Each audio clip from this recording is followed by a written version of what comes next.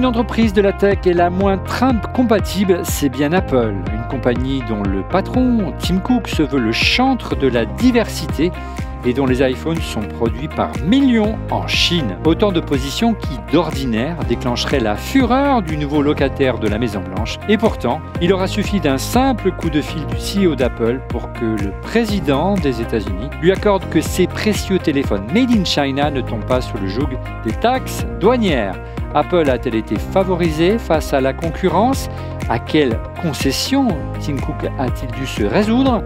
La fabrication d'iPhone sur le sol américain est-elle crédible? Débat. Le Mac. Bonjour à toutes et à tous, vous regardez On refait le Mac alias ORLM. Très heureux de vous retrouver pour notre débat tech hebdomadaire avec... Comme invité cette semaine, il fallait un insider dans la Silicon Valley, un fin observateur de la tech aux États-Unis et qui décrypte sans concession les grandes tendances, mais aussi la politique américaine dans son podcast Picante Silicon Carnet. Monsieur Carlos Diaz. Bonjour Carlos. Salut tout le monde. Tu as beaucoup parlé ce soir, crois-moi. En plateau, à mes côtés, fantastique Laurent Pantanach. Bonjour Laurent. Bonjour tout le monde. En plateau, notre ami Stéphane Zibi. Salut Stéphane. Salut à tous. Et en duplex, l'exceptionnel, bien sûr, Christophe Degrade, Underside. Salut Christophe. Salut Olivier, salut tout le monde. Un salut particulier, comme chaque semaine, aux membres du club ORLM. C'est la version premium de notre chaîne YouTube. En vous abonnant, vous soutenez ORLM et ses équipes. Et en contrepartie, l'émission est accessible en avance. Rien que pour vous, vous êtes invité également à venir ici, dans nos studios au Village Balsier à Paris, dans le 8e arrondissement, pour assister aux coulisses de l'émission. Toutes les infos pour vous inscrire, c'est sur notre chaîne YouTube dans les commentaires ou encore en scannant ce QR code. Allez, on enchaîne avec le premier chapitre de cette émission. On vous pose la question, Tim Cook est-il un stratège politique ? Ces dernières semaines, Tim Cook, le patron d'Apple, a démontré une capacité plutôt remarquable à naviguer dans les eaux tumultueuses de la politique commerciale, ou même politique tout court américaine, en combinant diplomatie discrète, investissement stratégique et diversification de la production. Il a réussi à protéger, pour le moment, les intérêts d'Apple dans un contexte économique assez incertain. Cette approche contraste en tout cas avec celle d'autres dirigeants de la tech, on va beaucoup en parler ce soir, qui ont parfois adopté des positions plus conflictuelles ou différentes de celles d'Apple. Comment Tim Cook a-t-il obtenu une exemption tarifaire pour Apple? C'est, Laurent, le résultat on peut le dire, d'un intense lobbying qu'a mené le patron d'Apple? Ouais, on a appris qu'en fait, il avait eu des contacts en dessous de des radars. Des radars, où il avait directement appelé les membres du gouvernement, mais sans message tonitruant en annonçant qu'il avait. On n'en a pas entendu, aucune information publique. Très discret. Rien, ultra discret. Et on sait qu'il a contacté directement le secrétaire au commerce, Howard Lutnick, pour souligner l'impact qu'aurait... c'est le fameux tarif douanier. Ouais, alors, c'est pas, attention, le mot tarif, c'est des... c'est des taxes. Oui, en fait, c'est le mot tarif, c'est le mot anglais, hein, c'est pas le mot français. Mais donc, en fait, c'est intéressant de ce qu'il a dit. C'est qu'il a dit, vous imaginez le prix d'un iPhone, si un iPhone se retrouvait à 2000 €, l'impact que ça aurait. Et donc, ça aurait plus d'effets négatifs pour vous, même que ça en aurait pour nous, parce que donc c'est comme ça qu'il a un petit peu... Le voilà, le monsieur Lutnick. Ouais, qu'il a un petit peu emporté la mise. Et donc, Apple a obtenu une exemption temporaire sur certains produits électroniques permettant à l'entreprise d'éviter une hausse significative des prix et une chute de ses actions. Et ce qui est d'autant plus remarquable, entre guillemets, mon cher Carlos, c'est que Trump l'a fait malgré les recommandations de son chantre économiste Peter Navarro. Ouais, en fait, ça date pas d'hier. Tim Cook, ça fait un petit bout de temps qu'il a compris qu'il fallait qu'il se rapproche de Trump, même avant son élection. Il y a un truc super intéressant à noter, c'est que il y a ce que Apple donne aux candidats aux élections présidentielles, ça c'est public, tout le monde connaît, et je voudrais préciser un truc, parce que j'entends plein de conneries en France où les gens disent « Oui, tu comprends, ces GAFAM, elles donnent du pognon à Trump ». Ces grosses boîtes, ces big tech, donnent du pognon à tous les partis, de façon à peu près égale, que ce soit démocrate ou républicain. Donc bien évidemment qu'il y a un lobby permanent de ces boîtes-là auprès des candidats, qui soient démocrates et républicains. Mais il y a un truc très intéressant avec Tim Cook. On a les chiffres. À l'époque d'Obama, il avait donné personnellement, là je ne parle pas d'Apple, je parle de lui perso, avait donné à Barack Obama $2 parce qu'il y a des limites en termes perso que tu peux pas donner, etc. Quand il s'est agi de Trump, et notamment au moment de l'inauguration, Tim Cook a fait un chèque perso de $1 million au moment de l'inauguration. Je ne parle pas d'Apple, je parle là de Tim Cook. Parce que Tim Cook, qui est pas vraiment... moi, je suis pas un Tim Cook fanboy, quoi. Tu vois, je considère que après Steve Jobs, on a là une sorte de peignoir de bain qui n'innove pas et qui gère l'entreprise par itération de produits. Mais force est de constater que le mec est redoutable sur un plan stratégique et sur un plan politique. Et je pense que Tim Cook a compris très rapidement que pour être safe avec Trump, il fallait avoir une relation personnelle et individuelle avec lui. Trump n'est pas le président de tous les Américains. Trump est le président de celui qui les soutient. En gros, soit tu es avec moi, soit tu es contre moi. Et ça va même plus loin que ça, il l'a d'ailleurs dit pendant la campagne, soit tu es avec moi, soit tu es pauvre. C'est ça le discours de Trump. C'est-à-dire que si tu ne me soutiens pas, tu ne vas pas gagner d'argent. Parce que je suis en train de transformer la société américaine, non pas une plateforme sociale, comme l'ont fait les démocrates depuis des années, avec des avancées sociales absolument incroyables et géniales, mais comme une plateforme économique. Drill, baby, drill. C'est ça le discours. Je pense que Cook a compris très très tôt qu'il fallait créer cette relation intuitive, personnelle avec le président. Et c'est ce qu'il a fait au moment de l'inauguration. Il l'appelle, d'ailleurs Trump le dit, il dit... Tim Cook, il prend son téléphone, il m'appelle en direct, alors que les autres ne m'appellent pas, ou les autres n'ont pas cette relation directe. Mais parce qu'il l'a cherché, cette relation, et il l'a payée.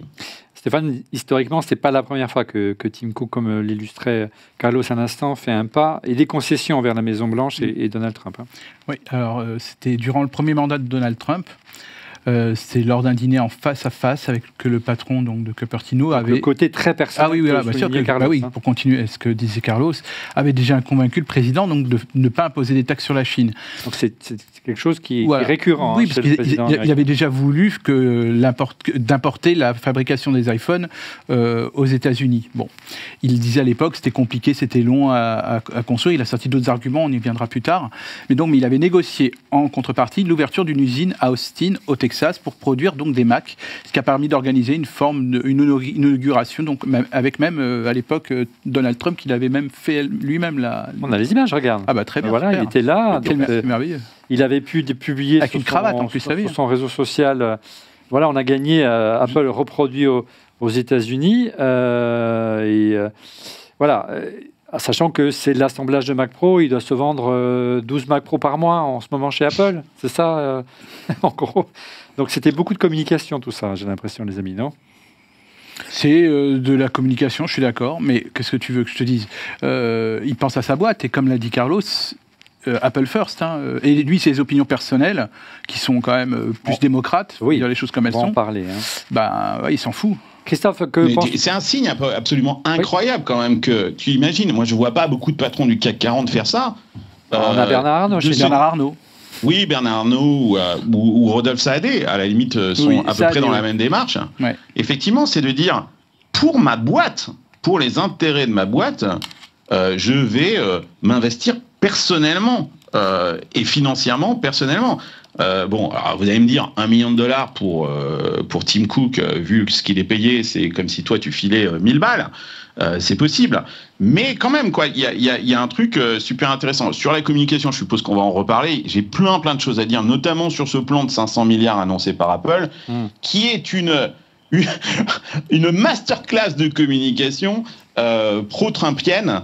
Où, grosso modo, le gouvernement a sous-traité à Apple sa communication, visiblement. On va y venir, Carlos. Une petite réaction de Christophe. Qu'est-ce que tu penses de ce pragmatisme ? Ça reflète bien à la fois la gestion qu'illustrait encore une fois Carlos, très pragmatique d'Apple pour développer la boîte. À la différence d'un Saadé ou d'un Bernard Arnault, il n'est pas le fondateur ou le propriétaire de la boîte. Il n'est que salarié de la boîte, mais ce qui est déjà pas mal.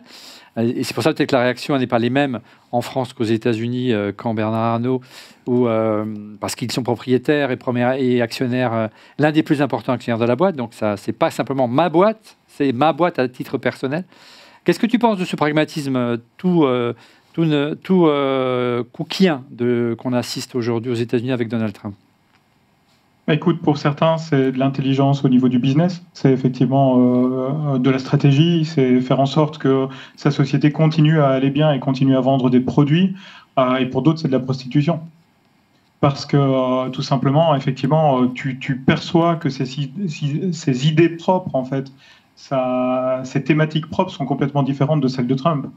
Ici, c'est se conformer, c'est négocier, c'est tout ce que, sans doute, l'illustre Steve Jobs n'aurait peut-être pas fait, en réalité. Je suis pas sûr.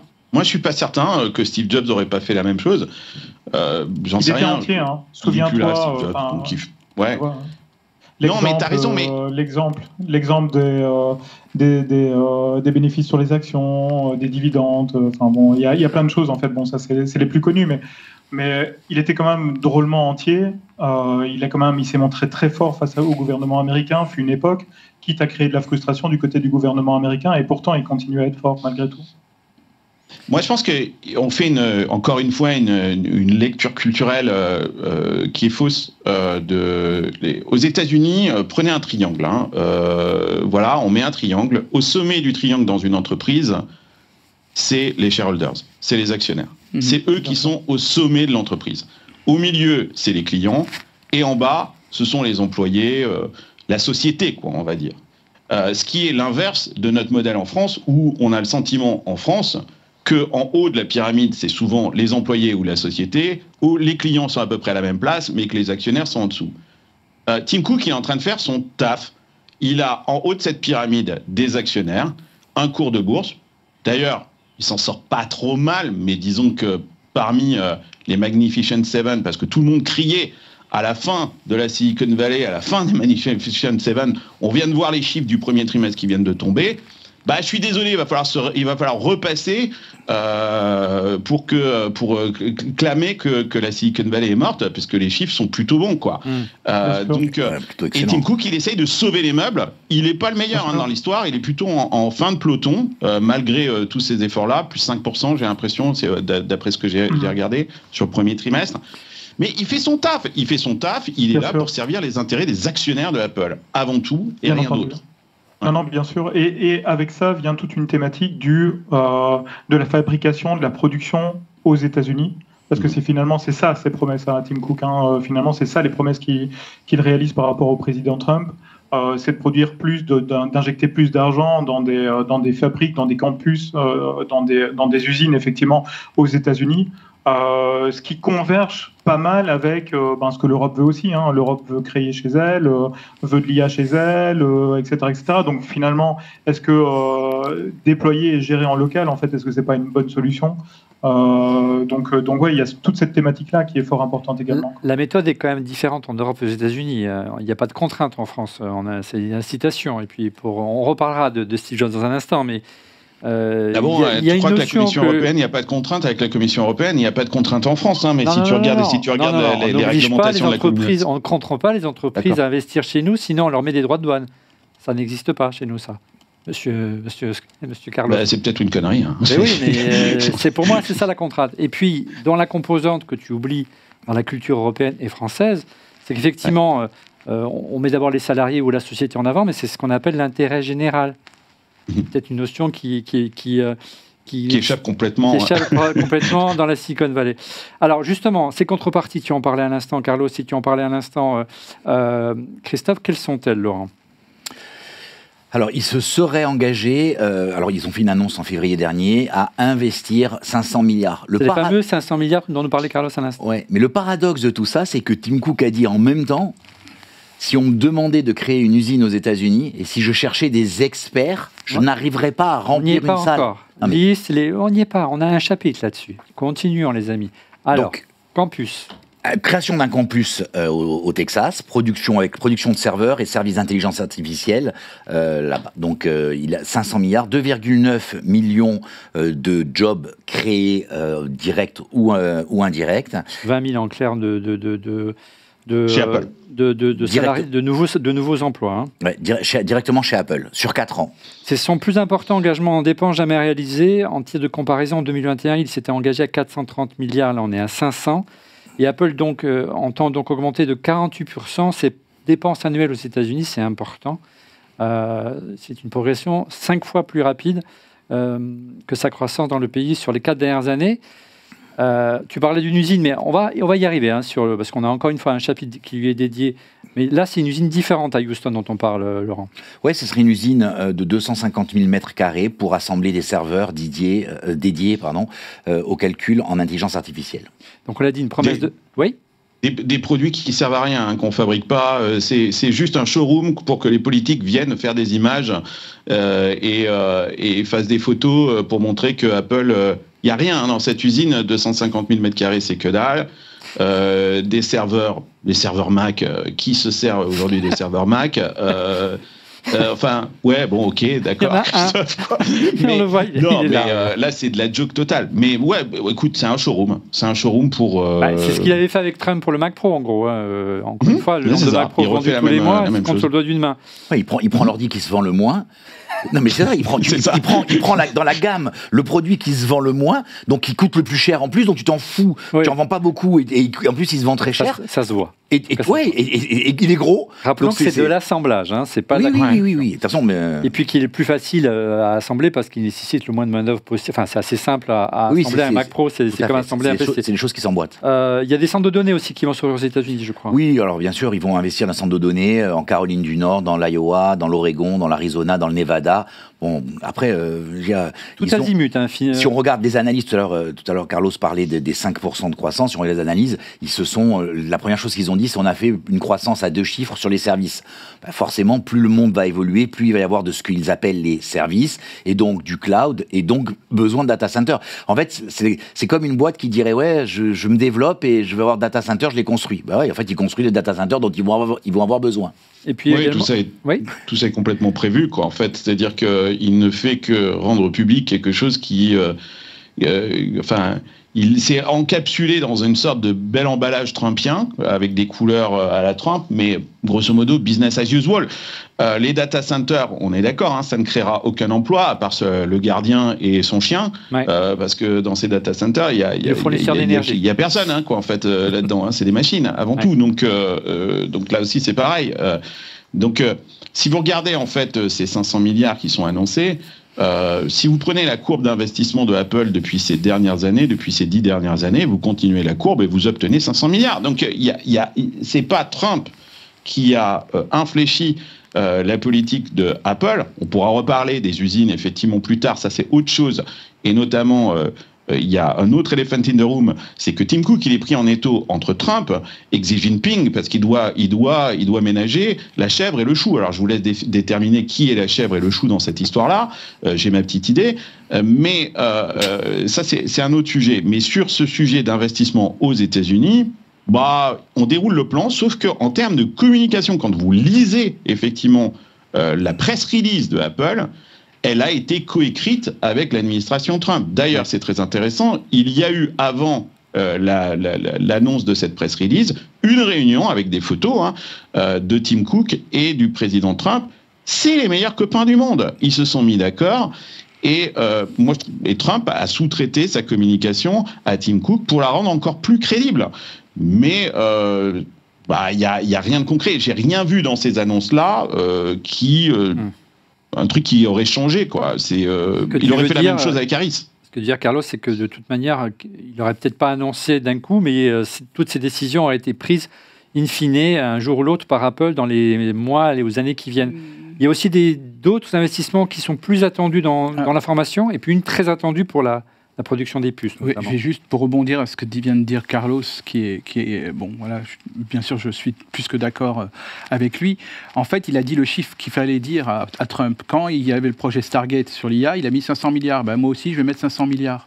Donc voilà, c'est parce que Trump, il faut parfois aller, avec ça avec lui pour qu'il comprenne. Ok, tu mets 500, bon c'est bon, je te laisse tranquille pour les iPhones. Bon c'est bon et après on peut y aller quoi. Après on met ce qu'on veut. Et donc c'est du saupoudrage, comme l'a dit Carlos, de façon c'est de l'emballage. Très direct. C'est plus très direct. Non, c'est pas du saupoudrage. C'est quand même 500 milliards. Oui, pas, quand même, bien sûr. On n'est pas.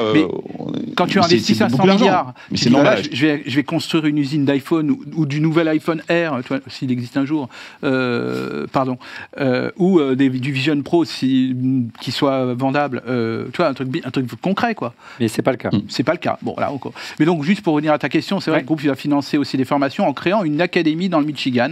Donc en plus, bon, il montre qu'il va dans les États qui ne sont pas obligatoirement les États habituels, clés ou défiscalisables ou ce que vous voulez.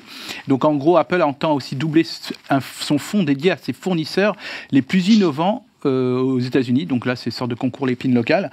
Donc désormais, un code d'été de 10 milliards de dollars. Milliards quand même, ouais. Ouais, voilà. Il viendra notamment financer 5 milliards de plus, ouais. Bah ouais. 10 milliards les efforts de TSMC. Donc là, pour le coup, je pense que ça sera quand même plus que concret. J'espère, en tout cas, pour nous. Elle n'est toujours pas sortie vraiment opérationnelle, hein, l'usine TSMC. La nouvelle usine en Arizona. En Arizona, voilà. C'est vraiment un enjeu majeur, Christophe, TSMC pour Apple. À l'instant, Carlos parlait de l'étau entre la Chine et entre Trump et le gouvernement chinois. Là, l'enjeu de Taïwan est important. L'avenir de Taïwan est important pour Apple parce que toutes ces puces sont produites là-bas. Hein. Oui, tout à fait. Les puces sont produites là-bas, au même titre, peut-être en fait demain que l'intelligence artificielle et que de toutes les données en fait qui vont traiter, qui seraient sans doute bien mieux du point de vue du président des États-Unis en fait aux États-Unis. Effectivement, tu as les processeurs, ce qui traite les données et les calculs, et donc forcément ce qui est au cœur de la machine, sans mauvais jeu de mots. Et effectivement, il y a cette problématique de la production qui doit continuer, qui doit fonctionner, et donc effectivement faire belle figure en fait, comme on le disait il y a quelques minutes, auprès de la Chine, et en même temps faire ce dangereux exercice d'équilibre en fait avec Trump. Franchement, je voudrais pas être à sa place aujourd'hui.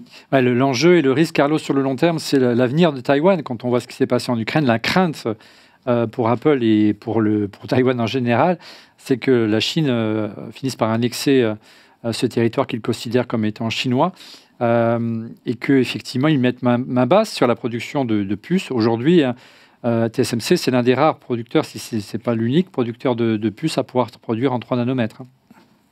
TSMC, cette histoire de cette annonce-là, parce qu'en fait, ils se sont complètement appropriés l'annonce de TSMC. Moi, je serais TSMC, je boufferais mon chapeau quand même, quoi, parce que là, Tim Cook, c'est pas lui qui investit, c'est les fonds. C'est TSMC qui construit cette usine, rappelons-le. C'est TSMC qui fait le boulot, mais Tim Cook se réapproprie, met tout ça dans ce package et il dit, voilà, il y a TSMC, il y a cette usine, Medul, etc. Alors qu'en fait, eux, ils n'y sont strictement pour rien. Stéphane parlait de ce fonds, c'est formidable. Il faut s'arrêter sur le terme fonds. Parce que fonds, ça veut dire quoi? Ça veut dire que c'est juste un véhicule financier où, en gros, on a déplacé de la trésorerie de Apple et qui en a la liberté d'usage qu'il souhaite. Donc, en fait, là aussi, rien. Et dans ce fonds, à aucun moment, il n'est expliqué à quoi va être utilisé cet argent. Donc, en gros, il y a de la trésorerie. On sait qu'Apple a environ, je sais pas, j'ai pas revérifié leur compte en banque, j'y ai pas accès, mais je suppose aux alentours de 50 milliards de disponibilité de trésorerie. Ça doit être à peu près de cet ordre-là. Encore faut-il pouvoir les rapatrier aux États-Unis, ce qui est plus compliqué. Mais là encore, là aussi, il y a de la négo avec Trump en ce moment là-dessus. Et il y a de la négo avec Trump. Il l'avait déjà fait lors de son premier mandat. On se rappelle de Double Irish, qu'en fait, où Trump lui avait demandé de rapatrier les capitaux, ce à quoi il s'était complètement plié, aux grands dames d'ailleurs de l'Europe, qui avaient vu des capitaux qui étaient stockés en Irlande à l'époque et revenir sur le sol américain. Bon, là, il déplace une partie de sa trésorerie, 5 milliards, sur peut-être une trésorerie de 50. Donc, encore une fois, imaginez que vous avez 10 000 euros de côté. Vous venez de déplacer 1 000 euros de votre PEL que vous aviez ouvert avec la banque Struckmuck et vous avez mis 1 000 euros sur je sais pas, sur un livret A. Voilà ce que vient de faire Tim Cook. C'est ça en gros. Je relativiserai quand même un petit peu tes propos parce que jusqu'à maintenant, on le sait qu'historiquement, Apple met la main à la poche quand il finance la production de de chaîne de production pour l'iPhone ou pour le TSMC, c'est Apple qui a payé la ligne de prod du 3 nanomètres à Taïwan. Donc on peut penser qu'ils mettent la main à la poche, sachant que 80% de la production sera pour Apple. Mais effectivement, c'est quand même un risque financier pour TSMC. Pour autant, nous avons quand même quelques réactions, et par rapport notamment à ce que disait à l'instant Christophe Degrave sur Steve Jobs, une réaction sur Twitter, Laurent. Que se serait-il passé si Steve Jobs était encore là? C'est question de Sébastien. Remontre-moi. Sébastien Ponto. Ah, c'est facile. C'est facile pour toi? Ah oui, catch dans la boue. Non, mais ça m'a rappelé une anecdote dans la biographie de Daniel Mitterrand, où Steve Jobs faisait une visite à Mitterrand et elle lui posait des questions sociales. Est-ce qu'ils ont assez de vacances, vos employés? Est-ce qu'ils font ci, est-ce qu'ils font ça? Et en gros, à la fin, au bout de la deuxième question, il a envoyé chier. C'est une dame, tu vois. La première dame. La première dame de France, voilà. Et donc, je pense qu'il n'avait pas spécialement un respect au-dessus. Il défendait Apple. Et si on le contraint dans ses plans, voilà. Mais bon, c'est mon avis. Alors, il est difficile de faire parler les morts, mais pour autant, ce n'était pas gagné. C'était autant de cordial avec Donald Trump, de sorte que certains outre-Atlantique, on va en parler dans un instant, s'interrogent sur le fait de savoir si Apple n'est pas carrément avantagé par rapport à ses concurrents. On va en parler dans un instant. Mais Apple est plutôt, historiquement, tu le disais tout à l'heure, Laurent, une entreprise aux valeurs plutôt progressistes, voire démocrates. Mais toute la Silicon Valley, Olivier, est comme ça. Exactement. N'oubliez pas, les dernières élections présidentielles, 76% de la Silicon Valley a voté pour Kamala Harris. Même à Atherton, qui est ce quartier ultra riche où il y a tous les milliardaires de la Silicon Valley, Kamala Harris fait 71%. Non, la Silicon Valley n'est pas devenue un chantre républicain. Il y a certes des libertariens qui étaient toujours présents dans la Silicon Valley, mais qui étaient jusqu'à présent silencieux. Et comme les démocrates sont des billes absolues en communication et on préférait aller parler sur CNN, sur les plateaux de CNN que dans les podcasts, les libertariens ont pris la parole et se sont retrouvés beaucoup plus écoutés que les démocrates. Mais à la faute aux démocrates. Qu'est-ce qu'aurait fait Steve Jobs? Quand tu dis oui, Steve Jobs est de couleur progressiste, certainement démocrate. Je vous rappelle que Musk était pareil. Moi, vous voulez que je vous dise, je vais mettre le pied dans le plat. Si Steve Jobs était vivant, il aurait exactement la même position que Musk. Voilà, peut-être que ça va faire chier du monde d'entendre ça, mais je pense que le move, si tant est que ce soit un move de Musk, ou c'est plutôt un move des démocrates qui sont partis tellement sur la partie gauche, extrême gauche. D'ailleurs, Musk dit « Moi, je n'ai pas bougé ». C'est les démocrates qui sont partis complètement à l'opposé. Et donc, du coup, on a l'impression que moi, j'ai été à droite. Non, c'est eux qui sont partis complètement à gauche. Je pense qu'il se serait passé exactement la même chose avec Steve Jobs. Je ne sais pas s'il aurait soutenu le camp républicain. Je ne suis pas certain que Steve Jobs avait des velléités politiques comme Musk. C'est pas du tout le même genre de personnage. Mais je pense que c'est aussi Steve Jobs, c'est un punk, c'est un troll, quoi. Justement. C'est sûr. La question que je me posais vraiment, tu vois, dans les quelques minutes qui venaient de s'écouler, c'est de se dire, globalement, toutes les personnes que je connais chez Apple, du côté de la Silicon Valley, il n'y en a pas un qui ne détestait pas Trump, réellement. Oui, c'était clairement affiché. C'était la première élection de Trump. Je me souviens avoir reçu des messages de mes potes de l'époque en me disant c'est la catastrophe, c'est la fin du monde, c'est horrible, etc. Et aujourd'hui, il se retrouve avec un CEO qui supporte officiellement Trump en négociant, etc., etc. Je me demande en fait quelle confrontation de valeurs ça crée au sein de l'entreprise, vraiment. Ouais, c'est une vraie bonne question. On a la même chose chez Meta, qui avec un Mark Zuckerberg qui ça va même plus est devenu loin, un nouveau personnage. Ça va même plus loin. Je pense que cette question, elle se pose un petit peu partout, à part peut-être chez Google, mais chez Amazon aussi, elle se pose. Écoutez, il y a un pragmatisme américain, c'est tout. Les Américains, voilà, il y a eu une élection. Le peuple a choisi de mettre cette administration Trump au pouvoir. Les gens s'alignent. On ne va pas changer les élections. À la différence de la France, les Américains ne votent pas pour une piñata. Parce qu'en France, on vote pour une piñata, c'est-à-dire un truc sur lequel on va taper très très fort en espérant qu'il y ait des bonbons qui tombent. C'est le principe des hommes politiques en France. D'ailleurs, on leur tape très fort sur la gueule parce qu'on espère que des bonbons qui tombent. Aux États-Unis, c'est pas du tout le cas. Le mec est élu, on sait qu'on va se le taper pendant 4 ans. On a une certaine expérience du personnage. Je pense aussi qu'autant la première fois, on ne savait pas trop comment appréhender le bonhomme. Tim Cook, il a certainement appris pendant ce premier mandat, il sait comment le faire, et je ne pense pas que regardez sur le DEI, Apple n'a pas changé sa politique de DEI, alors que c'est Trump et son administration réclament à ce que toutes les sociétés, y compris européennes, renoncent à leur politique de DEI. Pour ceux qui n'ont pas les sous-titres aux États-Unis, en matière de diversité. Diversité, environnement, inclusion, mettez-y tout ce que vous voulez, quoi, en fait. C'est-à-dire, en gros, la poche woke de la société américaine, elle existe, elle est réelle. Et quand on parle de wokisme aux États-Unis, ça n'a strictement rien à voir avec le wokisme en France. Hein. Quand je vois le wokisme en France, je suis woke. Hein. Mais quand vous vivez le wokisme ici aux États-Unis, ça n'a strictement rien à voir. Oui. Donc, Apple n'a pas renoncé à ça. Au contraire, même, il a fait des ajustements, des adaptations. Il tient bon sur ce truc-là. Et je pense que ça fait écho à ce que dit Christophe. Il y a certainement un schisme en interne, et donc là aussi, encore une autre chèvre, encore un autre chou avec lequel il doit composer. Ouais, je ne sais plus qui disait, j'ai pas envie d'être de la place de Tim Cook, je pense qu'il doit avoir des journées assez chargées, le monsieur. Stéphane, on sait qu'on l'a dit historiquement, Steve Jobs était plutôt proche du Parti démocrate. Il l'a prouvé à plusieurs reprises durant sa carrière. Disons qu'il prenait des acides, quoi. Voilà. Regarde, il y a justement, plus que ça. Justement, parce que je voulais juste évoquer, savez-vous qu'en 1991, Steve Jobs a été approché pour être secrétaire au commerce? Ah ouais, je sais pas ça. Voilà. Et donc, en gros, George Bush, senior, il n'était pas revenu chez Apple à ce moment-là, il était encore en entre-deux. Il a finalement été un peu déclassé pour son peu de qualité humaine. Voilà. Et finalement, pour la part des républicains, comme c'est quelqu'un qui était intelligent, il a quand même intégré le President Export Council et il est resté jusqu'à la fin du mandat de George Bush père. Voilà. Et dans sa bio, je crois que Steve Jobs évoque les démocrates l'avaient sondé. Voilà, c'est ça, pour être candidat à l'investiture présidentielle. Donc Apple est proche du parti. C'est pas rien, hein. Est proche du Parti démocrate et même a nommé en son sein, donc en 2003, donc juste après la perte de l'élection par Al Gore face à George Bush Junior, voilà.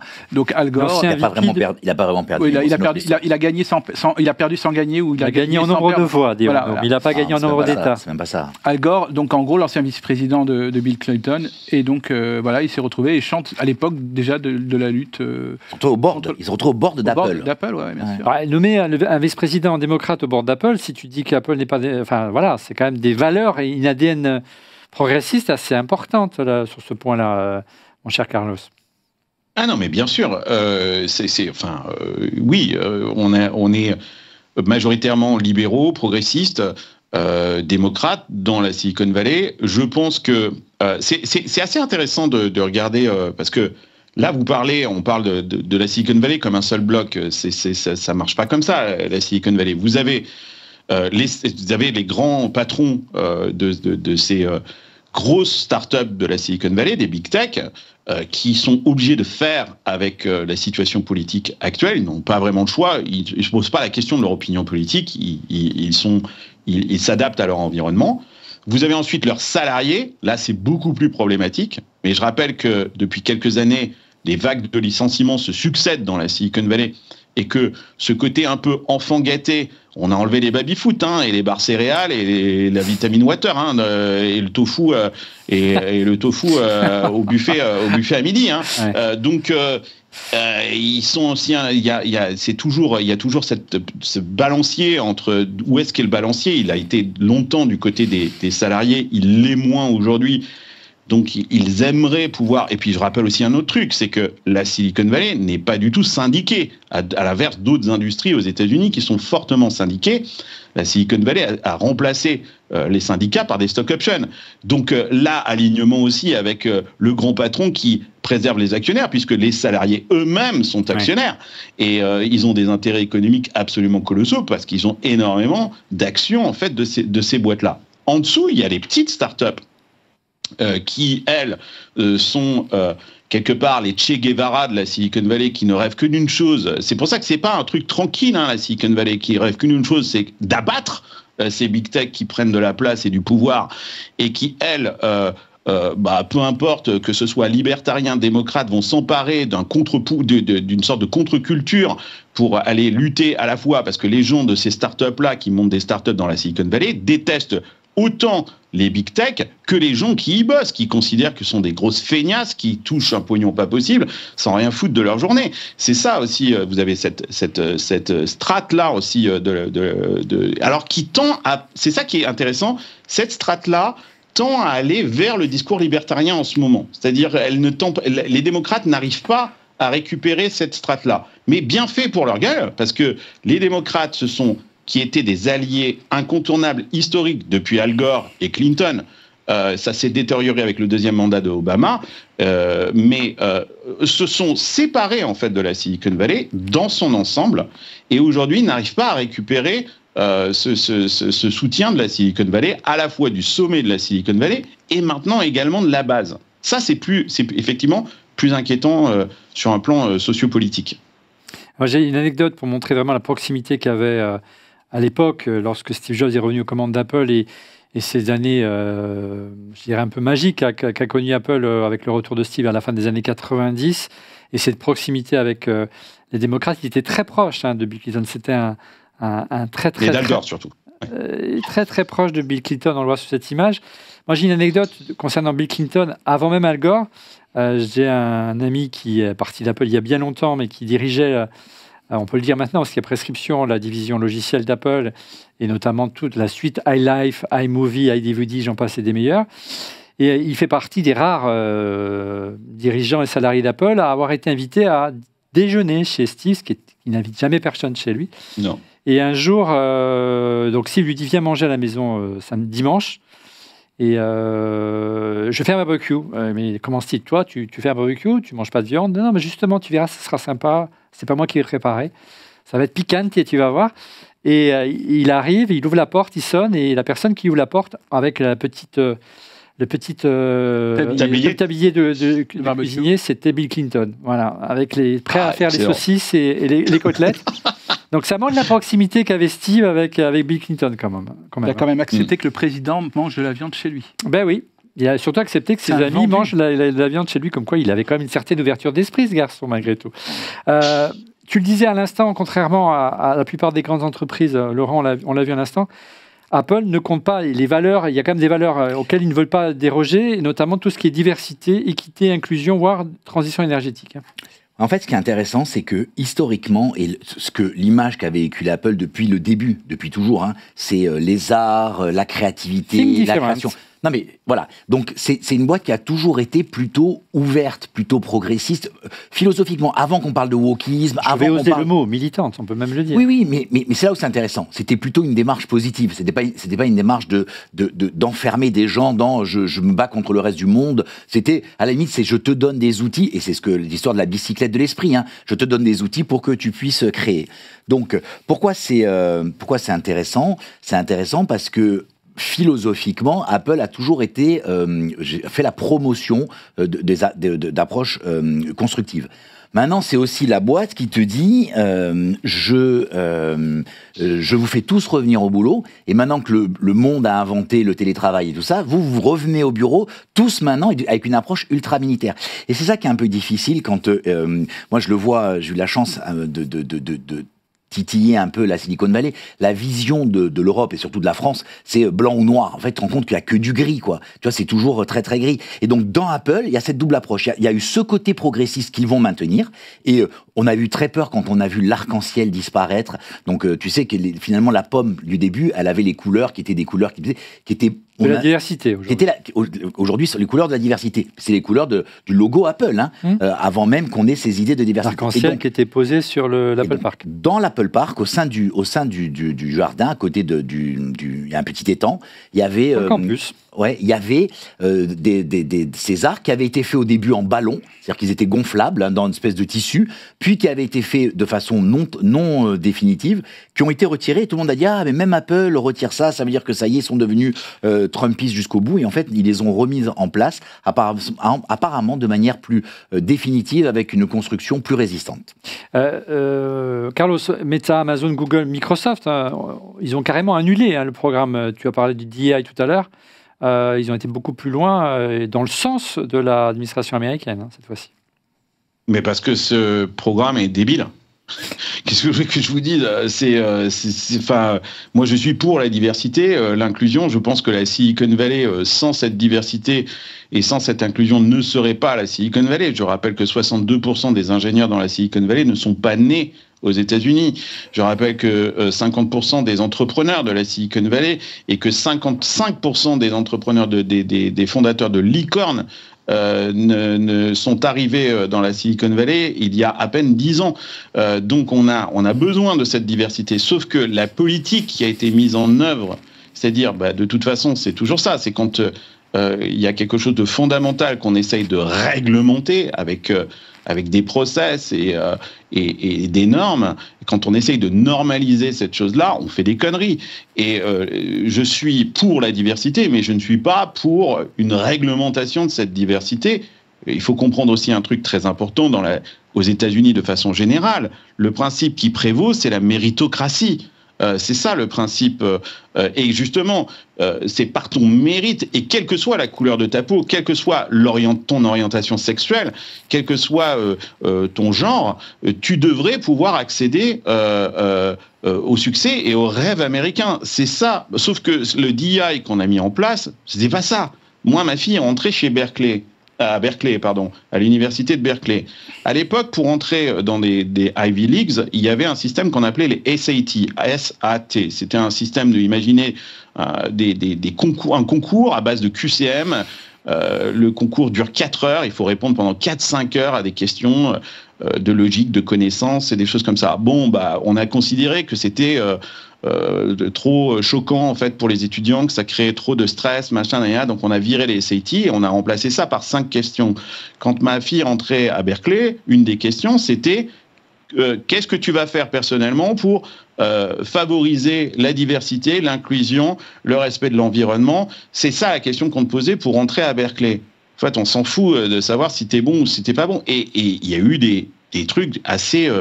Enfin voilà, encore une fois, ce que nous, on a vécu ici dans la Silicon Valley en termes de conneries, tu vois, de normalisation de conneries, était assez extrême. Donc, moi, je pense que cette politique-là, elle n'a pas créé l'effet escompté. Et donc, je ne pense pas, pour autant, ce que j'essaye d'expliquer, c'est qu'on n'a pas renoncé à la diversité. On a renoncé au programme officiel de diversité. Ça c'est autre chose. Tu avoueras que ça l'aide pas vraiment, hein, si tu... Mais toutes les boîtes prient pour que le H1B continue, quoi. En fait, on a besoin de ces H1. Enfin, il y a un vrai combat aujourd'hui des boîtes de la Silicon Valley pour essayer de maintenir des règles souples d'immigration, par exemple. Ouais. Ne pensez pas que la Silicon Valley souhaite que l'immigration s'arrête. Au contraire, c'est un véritable problème. Et là, il y a un véritable combat entre les MAGA, qui, eux, souhaitent que l'immigration s'arrête, et certains défenseurs, y compris Musk, qui considèrent que c'est une connerie. Et je pense que si vous posez la question à n'importe qui dans la Silicon Valley... rappelons-le. Comment ? Issu lui-même de l'immigration. Exactement. Donc, regardez-les. À part Tim Cook... Satya Nadella, on peut pas dire que soit un descendant de David Crockett, quoi. Sundar Pichai non plus. Jensen Huang non plus, de chez Nvidia. Il y a Tim Cook, Jeff Bezos, et encore Bezos, je sais pas, il doit être Laurent Pantanache. Non, et Jobs à son époque, hein. Et Steve Jobs, oui, bien sûr, il est d'origine syrienne, je crois. C'est ça. Ouais. Voilà. Exactement. Donc non, et ça, on n'a pas renoncé à ça. Mais ce qu'ils ont dit, c'est enlevez-nous le red tape, c'est-à-dire l'administration de cette diversité, on n'en veut plus. Et si on a l'occasion de s'en débarrasser, on veut s'en débarrasser. C'est ça ce qui a été dit. Mais il n'est hors de question de se débarrasser des ingénieurs issus de l'immigration ou des entrepreneurs issus de l'immigration. Ça aussi, ça fait partie du mythe. Citation de Trump, regarde, Carlos. Apple devrait, c'est de citation de Donald Trump. Apple devrait. Vous allez encore me faire passer pour un Trumpiste. Mais non, regarde, il y a plus loin que toi. Apple devrait se débarrasser des règles d'EI et pas seulement les y apporter des modifications. DEI était un canular qui a été très mauvais pour notre pays. DEI est mort, ce que Tim Cook a répondu, je cite. Au fur et à mesure que le paysage juridique autour de cette question évolue, nous devons peut-être apporter quelques changements pour nous y conformer, mais notre étoile polaire de dignité et de respect pour tout le monde et notre travail à cette fin ne fera jamais affaiblir. Nous continuerons à travailler ensemble pour créer une culture d'appartenance où chacun peut faire de son mieux. C'est ça un peu, en gros ce que tu disais, à la fois toi et Christophe tout à l'heure, sur les valeurs, comment on peut rendre compatibles ces valeurs qui sont... On sait que c'est une entreprise qui n'est pas là pour changer le monde, bien qu'Apple le crie à corps et à cri, Christophe, mais c'est vraiment implémenté dans son ADN. Et si demain elle renonce à ces valeurs-là, elle aura beaucoup de mal avec ses salariés, tout simplement.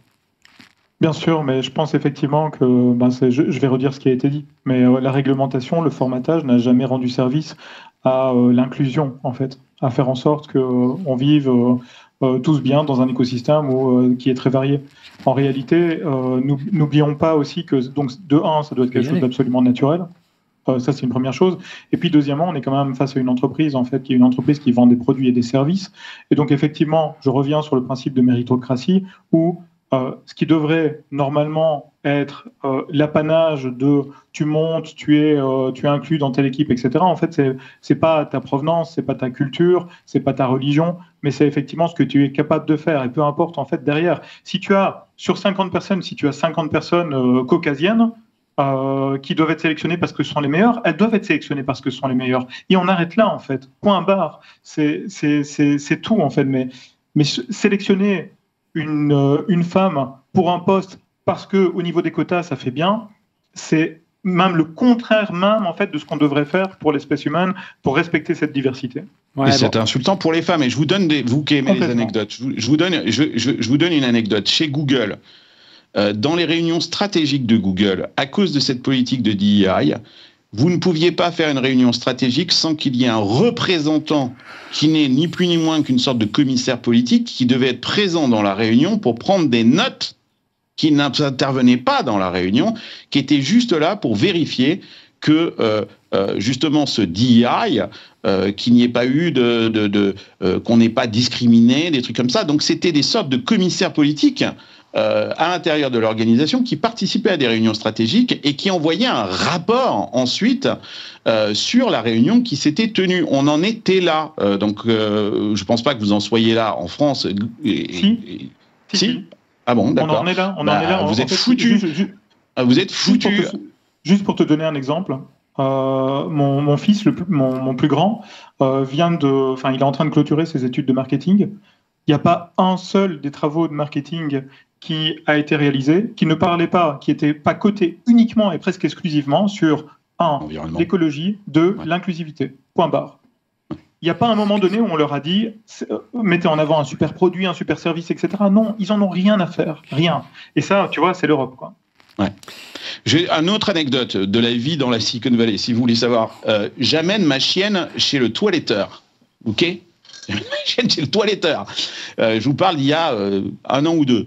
Le mec me demande est-ce que ma chienne est male, female ou non-binary ? Est-ce qu'elle est non-binaire, ma chienne? Je lui dis, la dernière fois que j'ai vérifié, c'était une femelle, mais j'ai pas eu de discussion avec elle là-dessus. Et le mec, c'est un pauvre Mexicain, il n'a strictement rien à faire. Je lui dis, mais pourquoi tu me poses cette question-là? C'est simplement qu'à la fin du toilettage, je dois mettre un ruban sur le chien. Et si c'est un mâle, je vais mettre un ruban bleu. Si c'est une femelle, je mets un ruban rose. Et si toi, tu as déclaré qu'elle était non-binary, je mets un ruban avec un arc-en-ciel. Mais on était dans ce délire permanent, quoi, en fait, dans la Silicon Valley. Et au bout d'un moment, c'est ce délire-là qui a fait que les gens, au bout d'un moment, en avaient ras-le-bol de ce truc-là, de cette injonction permanente de ce genre de truc, quoi, en fait. Oui, mais c'est aussi la résultante d'une histoire des États-Unis qui veut que ces valeurs progressistes ont débordé peut-être aujourd'hui le cadre qui s'était fixé au départ. La discrimination positive, elle a été inventée aux États-Unis, elle a 50 ans, elle n'est pas arrivée avant-hier, même si elle a été annulée par ailleurs dans beaucoup d'universités américaines. Donc c'est pas nouveau aussi aux États-Unis, mais de là en faire une loi, je veux dire, voilà. Mais ce qui est compliqué avec les déclarations du Tim Cook de Donald Trump, c'est qu'on met tout dans le même panier. Tous les mots aux États-Unis, les problèmes si on est contre la discrimination, c'est qu'on est contre l'immigration. Et tu peux pas à la fois on peut pas à la fois soutenir l'arrêt de la discrimination positive, l'arrêt de ces valeurs autour de l'inclusion, etc. Et de l'autre dire mais moi je suis aussi pour l'immigration. Ah ben oui, mais c'est la même chose. C'est ça la difficulté. Ouais, absolument, je suis entièrement d'accord, mais tu pointes du doigt quelque chose, et c'est pour ça que je trouve que ce que Tim Cook est en train de faire, il montre qu'il est une personne intelligente. C'est-à-dire que l'administration de Trump a les bons instincts. C'est-à-dire qu'elle pointe du doigt les véritables problèmes, mais apporte des solutions qui sont juste détestables, horribles. La façon de le faire est horrible. Tim Cook répond en disant « Oui, il y a des problématiques », mais la façon de traiter ce truc-là, c'est pas de jeter le bébé avec l'eau du bain. Il le fait intelligemment, chose que l'administration Trump n'est pas capable de faire. Et tu as absolument raison. Les problèmes sont réels. Il pointe du doigt les vrais problèmes. On peut parler d'Harvard, par exemple. Oui, il y a un véritable problème. Vous savez quel est le chiffre d'affaires de Harvard ? Aucune idée. 52 milliards. Harvard fait 52 milliards de chiffre d'affaires. 4 milliards de résultats tous les ans. Okay ? L'éducation à Harvard, c'est un side project, hein. Le gros du business, il n'est pas fait sur l'éducation. Ouais. Et ils sont exonérés d'impôts parce que c'est une non-profit. C'est un vrai problème. Ils pointent du doigt un véritable problème. Après, la façon de traiter l'administration, Harvard, les professeurs, etc., c'est horrible ce que fait Trump. Pourtant, le problème est réel, mais la solution est mauvaise. Donc on a besoin de plus de Tim Cook, on a besoin de gens plus intelligents, mais qui s'attaquent aux véritables problèmes, et qui sont des véritables problèmes comme tous ceux qu'on vient d'évoquer là, quoi. Alors tu le disais, l'un des mantras MAGA cher à Donald Trump, c'est la volonté de réindustrialiser les États-Unis, notamment de faire revenir la production d'iPhone sur le territoire américain. Est-ce que c'est crédible? Avant d'y répondre, je propose qu'on jette un petit coup d'œil au busomètre. Le busomètre, ce sont les actus, rumeurs, Apple qui ont le plus buzzé sur la planète de la pomme, et du côté du site Mac Forever. Et en l'absence de Didier cette semaine, qui est en vacances, je crois, c'est notre ami Laurent Pantanach qui le remplace avantageusement, bien sûr. Toujours. Didier, si tu nous entends. Alors, première news, iPhone 17e et iPhone pliable. Alors, il y a plusieurs infos, et je vais essayer de toutes les mettre toutes ensemble. La première info, c'est le fait que le modèle E, qui était en fait je dirais l'héritier du SE, hein. Le SE, c'était ce téléphone un peu avec de la bonne technologie, mais un peu bas de gamme, sans tu vois, une bonne puce, mais pas grand écran, pas les meilleurs objectifs, et puis qui était mis à jour tous les 2-3 ans. Mais en fait, il semblerait qu'Apple se dise, et si on faisait une mise à jour tous les ans? Mais par contre, en décorrélé par rapport aux pros. D'accord. Donc ça veut dire qu'en fait, ils sortiraient les nouveaux modèles plutôt qualitatifs au mois de septembre, comme ils le font aujourd'hui. Et puis ensuite, dans 6 mois après, c'est-à-dire au mois de février-mars, serait fait la mise à jour. Et dans cette approche-là, ça donnerait quand même une gamme qui serait beaucoup plus étendue. C'est-à-dire qu'on aurait, oui, le SE, mais on entend parler d'arrivée de pliable. On entend aussi l'arrivée d'un R ou d'un Slim, on ne sait pas trop. Hein. Donc ça veut dire qu'on aurait le modèle 17, le modèle 17 Pro, le modèle 17R ou 17 Slim, le modèle 17E, et potentiellement du pliable, pas forcément là, mais peut-être pour le 18. Ouais. Donc il se passe des choses quand même dans l'univers. C'est pas mal d'infos recoupées, hein, Ming Chico. Ils sont devenus des suiveurs de Samsung. Le 13 mai, il y a la sortie du Samsung Edge, l'équivalent du R, qui sort et qu'on va découvrir d'ailleurs le 13. Ouais, et tout le monde se battra pour avoir un iPhone et pas un Samsung. Non. Ah non, moi pas. Hein. Non, mais c'est là que je vous adore, les mecs. Moi, je vous écoute, hein. Et moi, je vous adore, là, quand vous êtes là, ouais, le iPhone 17e pliable, machin, par rapport au Samsung. Moi, je trouve ça génial. C'est pour ça que je vous écoute. Merci, j'étais même pas au courant. Merci ouais, vous suivez le truc à mort. Vous êtes des super geeks du truc. Allez, on revient dans un domaine que qui achète un iPhone pliable parmi vous? Ça m'intéresse de savoir pourquoi. Sérieux, moi je teste je suis avec le Samsung Fold depuis quelques semaines, quelques mois, et c'est un outil de travail exceptionnel. D'accord. Exceptionnel, okay. Vraiment. Et avec l'IA embarqué en plus, la vraie IA. Non, mais ça c'est autre chose. Mais on va revenir juste sur On a testé les deux. Donc il y a celui qui s'ouvre comme ça, hein, et puis il y a celui qui se plie comme à l'époque les StarTAC. Et c'est vrai qu'en termes dans la poche, c'est sympa. Moi, j'aime. C'est lequel? Le Fold qui est comme. Le Flip. Le Flip. Moi, j'aime le Flip. À utiliser, je trouve le téléphone hyper intéressant parce que je trouve que ça te fait comme un grand écran, comme un Max aujourd'hui. Mais par contre, ça te fait un petit téléphone un peu plus épais, mais tu vois, dans une poche. Pour un homme, je trouve ça très très bien. En revanche, pas Android, quoi. Tu vois, une fois moi j'ai tout qui est connecté, je fais mes copier-coller tu vois. Donc mon grand malheur, c'est ça. Donc je serais pas opposé à l'arrivée d'un pliable chez Apple. Allez, moi, ce que j'attends, c'est le smartphone de OpenAI. Hein. C'est ça ce que j'attends, moi. Designé par Johnny Ive, tu vois, donc ce sera... bien sûr. Ce sera aujourd'hui, OpenAI est en train de débaucher tout un tas de monde chez Apple, parce qu'Apple rame total sur les AI. Et moi, j'entends beaucoup de gens en train de se barrer chez OpenAI, donc je ne serais pas surpris qu'il y ait un ordi ou un portable un smartphone qui sorte chez OpenAI dans les 18 mois qui viennent. Quoi. Ouais, donc, ça pourrait être une vraie bonne idée. Hein. Ouais, l'OS, ça veut dire que ça sera un OS AI. D'abord, ils ont besoin d'un OS AI. Ouais, voilà. Non, mais je pense qu'ils vont aller jusqu'au hardware, hein, je pense. Hein. Et c'est un assistant dans la poche avec la possibilité de capter tout le contexte, etc. Pour moi, ça peut vraiment être un game changer dans le domaine du smartphone. Et faire passer le smartphone en version 2.0, quoi, réellement. On parle des résultats financiers d'Apple, Laurent ? Bon, alors on peut parler des résultats financiers d'Apple. Donc, comme le disait tout à l'heure Carlos, les Magic 7 ont annoncé leurs résultats et Apple a annoncé les siens. Ils sont moins bons que les autres, mais ils font quand même plus 5%. Alors qu'on a annoncé quelque chose de catastrophique, ils font quand même plus 5%. Je regardais tout à l'heure les chiffres avec compliqué en Chine quand même pour Apple en ce moment. Oui, c'est compliqué en Chine, mais ça va continuer de l'être. Mais ils ont fait sur le trimestre quand même. D'entreprises, hein, d'ailleurs. Ils ont fait 25 milliards de bénéfices quand même, hein, sur un trimestre. Hein, tu vois ce que je veux dire, et presque 100 milliards de chiffre d'affaires, quoi. L'iPhone et les services se vendent toujours aussi bien. Pourvu que ça dure. Et l'iPhone reprend toujours 50% du chiffre, et les services ont une croissance à 2 chiffres. Donc, oui, chaque fois que vous téléchargez et que vous payez OpenAI, comprenez qu'il y a une partie de cet argent que vous achetez auprès d'OpenAI qui part chez Apple. Justement. Mais c'est loin d'être con. Ça va changer, l'Europe va s'en occuper, t'inquiète pas. Ça. Alors justement... L'Europe s'en occupe, t'inquiète. Justement, la news suivante, c'est Apple qui a subi une semaine juridique un petit peu compliquée, pour pas dire très compliquée.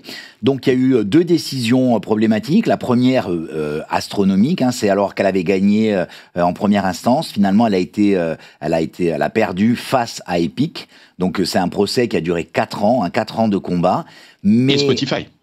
Et Spotify, mais ça concerne plutôt Epic. Ouais, mais là c'est Epic qui a vraiment 4 ans de combat. Pourquoi c'est intéressant? Parce qu'en fait, la juge qui au départ avait dit bon, ok, s'est rendu compte que Apple avait fait tout ce Apple avait pris, suite au premier jugement, avait pris tout ce qui avait tout ce qui avait été demandé par le juge, et elle a pris les pires décisions possibles sur chacun des points pour bloquer les autres. Je vous donne un exemple, c'est une anecdote, hein, mais par exemple, les URL de paiement devaient être des URL fixes.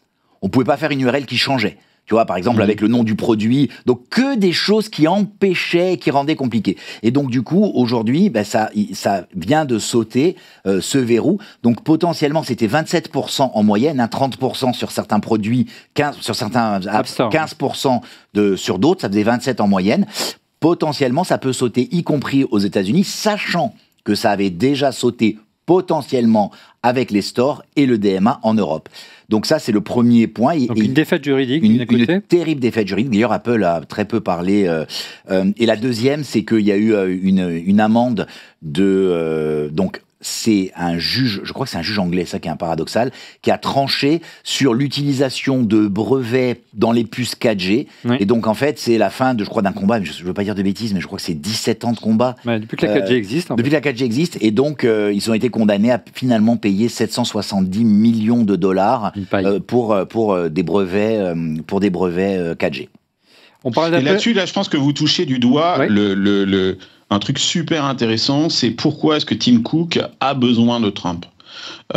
au-delà de ce qu'on a parlé des tarifs, et on va parler de la production chinoise et tout ça, Apple est dans une bataille féroce avec la Commission européenne. Trump déteste la Commission européenne et Apple a besoin d'un allié. Il sait qu'il ne va pas s'en sortir tout seul. Tous les recours juridiques, et c'est pas faute d'avoir mis tous les avocats et d'avoir dépensé des millions et des millions pour essayer de, par lui-même, se sortir de ce pétrin européen. Je pense qu'Apple a compris qu'il ne va pas y arriver tout seul et qu'il a besoin d'une arme fatale. Cette arme fatale, c'est Trump. Et que dans cette négociation des tarifs avec l'Europe, Apple aimerait bien qu'il y ait une certaine souplesse par rapport à Apple qui soit mise dans la balance. Et donc, il a besoin de Trump. Donc là aussi, il faut comprendre cette démarche de Cook parce qu'elle est laissée en parallèle à mettre avec ce combat avec la Commission européenne, je pense. Que je sache, Carlos, le principe de l'abus de position dominante, c'est aussi un concept très américain aussi. Hein. Donc, tu penses qu'un Google, comme c'est le cas aujourd'hui face à la justice américaine, ou un Apple, ne pourrait pas être poursuivi aussi pour abus de position dominante aux États-Unis. Et que finalement, ce qui se passe en Europe va se passer d'ici quelques années aux États-Unis, de manière inévitable. Parce qu'un acteur aussi important qu'un Big Tech ne peut pas contrôler l'ensemble d'un écosystème au niveau mondial. C'est pas possible. Absolument. Et moi, je suis entièrement d'accord. Et je pense que l'antitrust est ce qui protège l'économie américaine. Ce qui fait que, à l'inverse de la France, on a dans nos bourses des acteurs qui ont moins de 20 ans. C'est justement parce qu'on a ces lois antitrust. Je suis pas en train de soutenir Apple sur ce truc-là. Je veux dire, la loi antitrust, c'est né aux États-Unis. Hein. Je veux dire, voilà, on se souvient tous du démantèlement. Je pense que la Commission européenne a raison dans ce qu'elle est en train de faire. C'est ça ce que non, c'est pas l'objet. Là-dessus, je pense qu'elle a absolument raison. Il y a aussi, il y a aussi aux États-Unis des actions qui sont menées pour suivre les tendances qui sont les mêmes en Europe, même si en Europe, on est beaucoup plus réglementé. On parle d'Apple Intelligence. J'avais une question d'ailleurs pour toi après, Carlos, sur Apple Intelligence. Vas-y. Écoute... c'est toujours le bordel, quoi. Ouais. Donc, ils ont confirmé que c'était en retard. Alors, des résultats financiers. Ça resterait... Donc, là, c'est devant les résultats, devant les actionnaires, c'est marqué dans le marbre. Il ne faut pas déconner. Là, tout à fait. Donc, ils ont annoncé que, grosso modo, il y avait du retard et il y aurait encore du retard. Et donc, on aura l'Apple Intelligence en 2030. Peut-être pas en 2030, mais en tout cas, Siri ne serait pas prêt d'arriver, peut-être au mieux d'ici la fin de l'année, mais ce n'est pas garanti. Ouais. Et moi, je vous recommande d'aller écouter l'épisode qu'on a fait avec Luc Julia. Et il publie justement, au moment où on tourne l'émission, donc quelques jours avant qu'elle soit diffusée, mais un article dans Le Figaro aujourd'hui aussi, où il renfonce le clou sur Siri. J'avais juste une question, Carlos. Il s'est passé quand même... il y a un gros flottement et quand même un gros bug en matière de communication autour d'Apple Intelligence où Apple annonce publiquement des releases et des fonctionnalités qui n'existent pas. Je sais que dans la Silicon Valley et dans l'industrie de la tech en général, annoncer des releases qui n'existent pas, c'est le quotidien, mais pas chez Apple et encore moins faire des démos qui sont imaginaires. Est-ce que quelque part, ce qui se passe en ce moment les arrange aussi un petit peu parce qu'on ne parle pas du vrai problème chez Apple, à savoir qu'Apple a menti? Moi, je pense qu'Apple est dans les choux complets sur la notion d'AI. Ils le savent.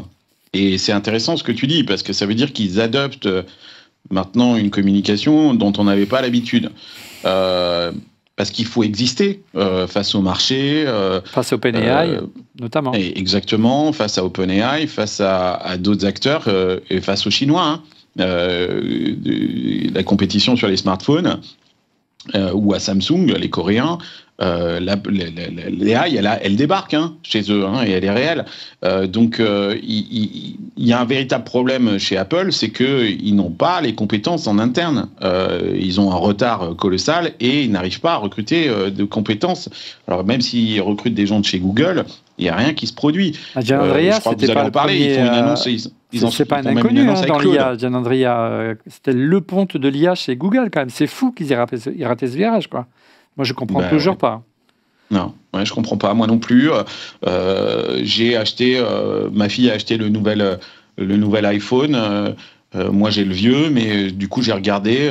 Conçu pour Apple Intelligence, le nouveau Siri qui n'est pas arrivé, c'est ça, en clair? C'est là où il a menti, Apple. Où elle a menti. Ouais. Mais le Siri, ils n'arrivent pas à se débarrasser non plus de Siri, quoi. Tu vois, on s'est dit, mais Siri va renaître de ses cendres. Non, il n'y a rien, quoi, en fait. On est c'est naze, quoi. C'est complètement naze. Allez, on arrête de tourner le couteau dans la plaie. Heureusement. Apple appelle Claude à la rescousse. Ouais, donc c'est qui ce Claude? Écoute, pour les développeurs, ouais. Ouais, tout à fait. Donc en fait, ils ont fait appel à Anthropic et donc à leur LLM et leur outil de l'équivalent du ChatGPT. Et en fait, il se pourrait que soit annoncé à la DubDub, donc début juin, dans un mois, là maintenant, quasiment jour pour jour. 9 juin. 9 juin, mais ça, on est à quasiment, au moment où l'émission sera diffusée, ça sera exactement un mois jour pour jour, vont annoncer qu'il y aurait la possibilité d'avoir un LLM orienté développeur dans Xcode, et le partenariat serait fait avec Claude, donc est fait par Anthropic, et pas forcément par ChatGPT. Donc, tu vois, on sent qu'il s'ouvre toutes les portes. On abandonne le projet maison, c'est tout ça qui est aussi intéressant. Et en quoi c'est important pour les développeurs d'avoir ce type d'outil? Parce qu'aujourd'hui, il est indispensable de disposer de ce type d'outil pour développer, si on veut vraiment être productif, c'est ça? Ouais. Aujourd'hui, je passe pas une journée sans faire une ligne de code aidée par de l'IA. Tout à l'heure, je faisais des requêtes SQL, mais d'une complexité, j'avais arrêté de les faire parce que c'était... Aujourd'hui, j'ai plus peur, quoi. Enfin, j'ai filé mon modèle et je dis... C'est vraiment stratégique, hein, ouais, ce virage. Hier, je rédigeais ma newsletter qui est partie ce matin sur mon sujet des actes immobiliers. À un moment donné, j'ai un tableau qui fait 600 000 lignes et 71 colonnes. Je lui dis, j'ai extrait ces 3 informations, voilà le fichier, est-ce que tu peux juste me donner? Et il m'a fait une analyse qui a complété ce que j'avais fait. Je me suis dit, mais c'est juste brillant. Sur 2 points, il m'a rajouté 2 points, il m'a dit, ça, c'est là, tu as raison, là, tu as raison, là, tu as raison. Et il dit, tu n'as pas parlé de ça. Je dis, ah, putain, merde, pourquoi j'ai pas parlé de ça? Et dans les données, il est allé me chercher. Donc aujourd'hui, pour moi, on est des développeurs augmentés, on est des humains augmentés, on est des travailleurs. Aujourd'hui, on t'enlève l'ordinateur portable, tu sais plus travailler. On t'enlève le téléphone portable, tu sais plus travailler. On t'enlève Internet. Regarde ce qui s'est passé en Espagne et au Portugal. Les gars, une journée, les gens te disent, on sait plus rien faire. On ne sait même plus s'informer. Il faut une grosse batterie, voilà. Non, ça ne savait même plus s'informer, ils n'avaient plus de réseau. Allez, on va essayer de répondre à Je pense que là-dessus, il faut bien comprendre. Je ne sais pas si ici dans la Silicon Valley, tout le monde est persuadé que 95% du code généré sera généré par IA d'ici 12 à 18 mois. Ça, tout le monde se prépare à ça et tout le monde travaille à ça. Donc, c'est pas étonnant que Apple, y compris dans ses outils de coding, dans Xcode, ils doivent intégrer quelque chose. Ça, c'est le codeur aujourd'hui. Il va disparaître. Mais attention, l'ingénieur va rester. On a fait une émission dans Silicon Carnet sur la start-up zéro employé et on a beaucoup parlé de ça. Mais ça, c'est une évidence. Oui, je suis d'accord avec Laurent là-dessus. Christophe, pour conclure. Non, mais j'acquiesçais tout simplement parce que c'est ce qu'on vit au jour le jour chez Underside. Aujourd'hui, tu as tout un tas de nos projets qui avant auraient été faits exclusivement par des développeurs qui aujourd'hui sont faits par nos ingénieurs de UI, UX, même voire marketeurs, tu vois. Donc, et effectivement, ils utilisent ces outils-là partiellement avec de l'IA, partiellement avec des objets à déplacer, etc. Et ça fonctionne. Et ça fonctionne, les clients sont contents, c'est rapide, c'est efficace. Donc oui, bien sûr, c'est les gens qui... et là, on en revient vraiment au vélo pour l'esprit, en fait. C'est les gens, en fait, qui auront l'imagination et la créativité, qui pourront finalement réaliser les choses.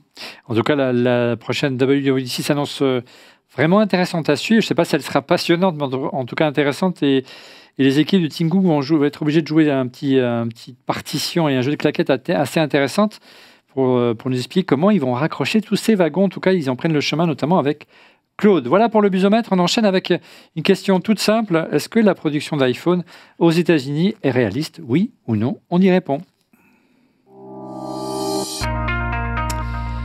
On a posé la question, Laurent, dans un sondage à nos tweetos. La production d'iPhone aux États-Unis par Apple est-elle réaliste?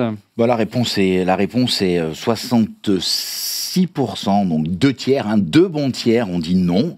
22% ont dit oui, et 11% et demi ont dit je ne sais pas.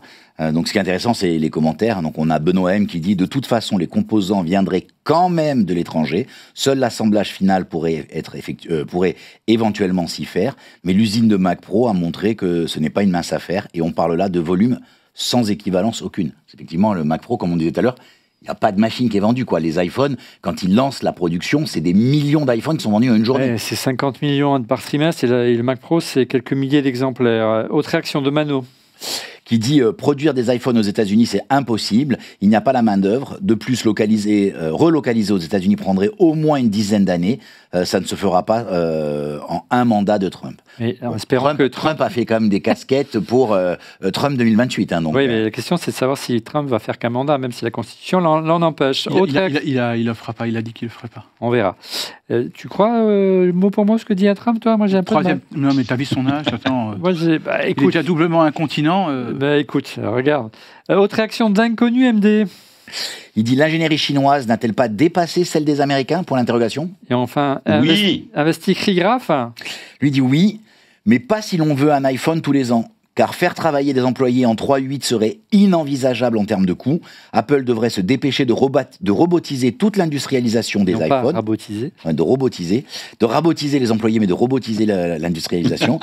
Et si elle veut espérer pouvoir pratiquer la même politique itérative qu'elle pratique aujourd'hui. Et enfin, François SLN. Qui dit Apple ne sait pas faire sans les Chinois, tout comme les autres constructeurs de la tech d'ailleurs. Ouais.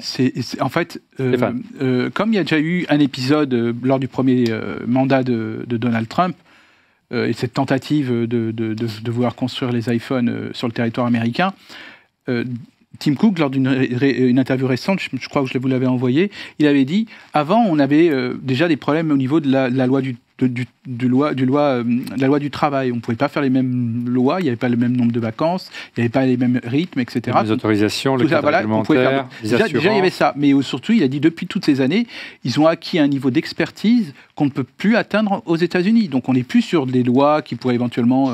ou des gens qui veulent travailler 24/24, 7/7 ou quoi que ce soit. On est sur de l'expertise. Et là, aujourd'hui, les usines en Chine sont incopiables. Sachant que Apple a fermé, ça c'est vraiment l'œuvre de Tim Cook. Tu parlais tout à l'heure, Carlos, de l'œuvre de Tim. C'est sûr, ça. Ça fait maintenant depuis la fin des années 90 qu'Apple n'a plus d'usine en nom propre aux États-Unis. Et quand bien même ils voudraient les rouvrir, les gens qui travaillaient, d'abord ils n'ont pas d'expertise parce qu'ils ne produisent plus les mêmes produits, mais de toute façon ces gens-là, ils sont pour la plupart à la retraite ou plus de ce monde, donc ça semble assez compliqué. On en est conscient de ça aux États-Unis et plus particulièrement dans la Silicon Valley, mon cher Carlos? Alors, dans la Silicon Valley, oui, ça c'est clair. Tout ce que vous avez dit, tout le monde en est absolument conscient. Chez les magas, je n'en suis pas certain. Je pense que les magas pensent qu'on peut fabriquer des iPhones aux États-Unis. Tout ce que vous avez dit est absolument vrai. C'est pas une question de main-d'œuvre, c'est une question d'expertise, d'ingénierie. Cette ingénierie n'existe plus aux États-Unis, elle n'existe pas non plus en Europe. On ne sait même pas faire des chipsets en Europe, ou alors on fait des chipsets pour des Renault, quoi. Mais pour déclencher, tu vois, les essuie-glaces, mais pas autre chose. Donc c'est absolument vrai. Il y a aussi un autre truc qui tu viens de visiter une usine de ST Microelectronics Sacrol, tu vas être surpris, crois-moi. Ok, bah écoute, je ne rêve que de ça, en fait, que ST Microelectronics se réveille, parce qu'on a besoin effectivement d'un fabricant de puces en Europe, et je pense que c'est pas vraiment de leur faute, c'est aussi une question de politique où on a abandonné ce truc-là, parce que personne ne sait faire des trucs aujourd'hui sans la Chine. Il n'y en a pas aux États-Unis, quasiment plus de fondeurs aux États-Unis. Non, bien sûr. Donc, encore une fois, je suis pas en train de dire que les États-Unis sont mieux que l'Europe sur ce truc-là. On est tous simplement aujourd'hui. Ouais, on est tous à poil, on est à bicyclette. La Chine nous a complètement surpassés. Tout le discours de Trump, il faut le comprendre aussi, c'est que c'est la peur du déclassement.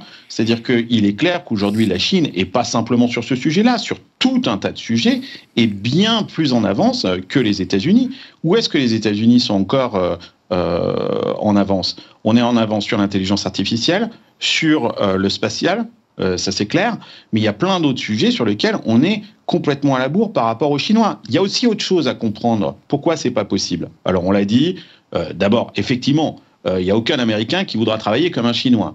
Et puis, il y a quand même un truc, même si on pense que c'est pas le cas, il y a des syndicats aux États-Unis, alors qu'en Chine, c'est dicté par le Parti communiste chinois. Donc, il y a encore des syndicats en Chine. On ne fait pas tourner une usine n'importe comme en Chine aux États-Unis. 2, on n'a pas de toute façon l'expertise. 3, c'est la supply chain. Ça, c'est super important. C'est que en Chine, tout est proche. C'est-à-dire tous ces composants. Si on arrive à fabriquer aussi vite, comme tu disais, il faut fabriquer 1 million parce qu'il y a 1 million d'iPhones qui sont vendus, tout ça. Il faut aussi une supply chain qui soit hyper connectée, hyper proche. Or, si vous devez commencer à faire venir des composants à droite, à gauche sur le sol américain, vous imaginez le temps que vous allez perdre et la difficulté, la complexité de cette chaîne d'approvisionnement. C'est pas possible. Alors qu'en Chine, tout est à disposition sur place et organisé pour que ça se passe super bien. Ça, on l'a plus, quoi. Donc ça, c'est clair. Non, ça, c'est impossible. Donc encore une fois, comme je disais, Trump, l'instinct est bon.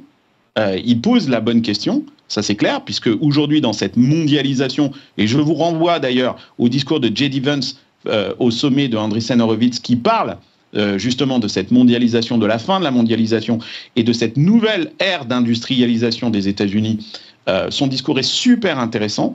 Il dit d'ailleurs qu'il n'est pas question de ramener les usines chinoises ISO sur le sol américain. Ce qui est intéressant, c'est qu'il dit qu'il faut ramener un nouveau modèle d'usine qui n'est pas simplement automatisé, avec énormément d'intelligence artificielle. Et d'ailleurs, il dit que ça va permettre de faire monter la qualification des ouvriers américains. Et d'ailleurs, c'est pour ça d'ailleurs qu'il dit qu'il ne veut pas de Mexicains. Et là, on sent toute la thèse eugéniste, voire raciste de cette administration, qui considère que les Mexicains sont trop cons pour faire tourner ces usines. Et que justement, il faut miser sur l'ouvrier américain qu'on va faire monter en compétences pour faire tourner des usines ultra intelligentes. Et d'ailleurs, parce qu'on va les faire monter en compétences, leur salaire va augmenter également, leur niveau de qualification va augmenter. Sauf que ce n'est pas réaliste, et encore moins en 4 ans, sachant qu'il y a des midterms dans 2 ans. C'est absolument irréaliste, même si le projet est intéressant. Mais il faudrait 20 ans ou 30 ans pour faire un truc pareil. Ça se résume en un seul mot, ça s'appelle du populisme. Christophe, absolument. Alors, il semblerait que ça, Tim Cook, ce diagnostic que tu décris, Carlos, que la Chine est le hub de la tech en matière d'écosystème et de supply chain, c'est le champ de la supply chain. Le champion de la supply chain, Tim Cook, il a très bien compris, il tente à coup là en ce moment de déplacer ce hub, Christophe. Oui, il a cette envie, en fait, effectivement, pour les raisons politiques dont on parlait au début aussi, mais aussi cette grosse problématique, en fait, qui est la dépendance vis-à-vis de la Chine, de faire revenir, en fait, de faire revenir, en fait, des usines, effectivement, et de faire en sorte que, au minimum, des composants importants soient assemblés au niveau des États-Unis. Maintenant, alors ça, c'était pour TSMC, effectivement. On voit les difficultés de produire. Ils ont beaucoup de mal, même s'il y a beaucoup d'automatisme.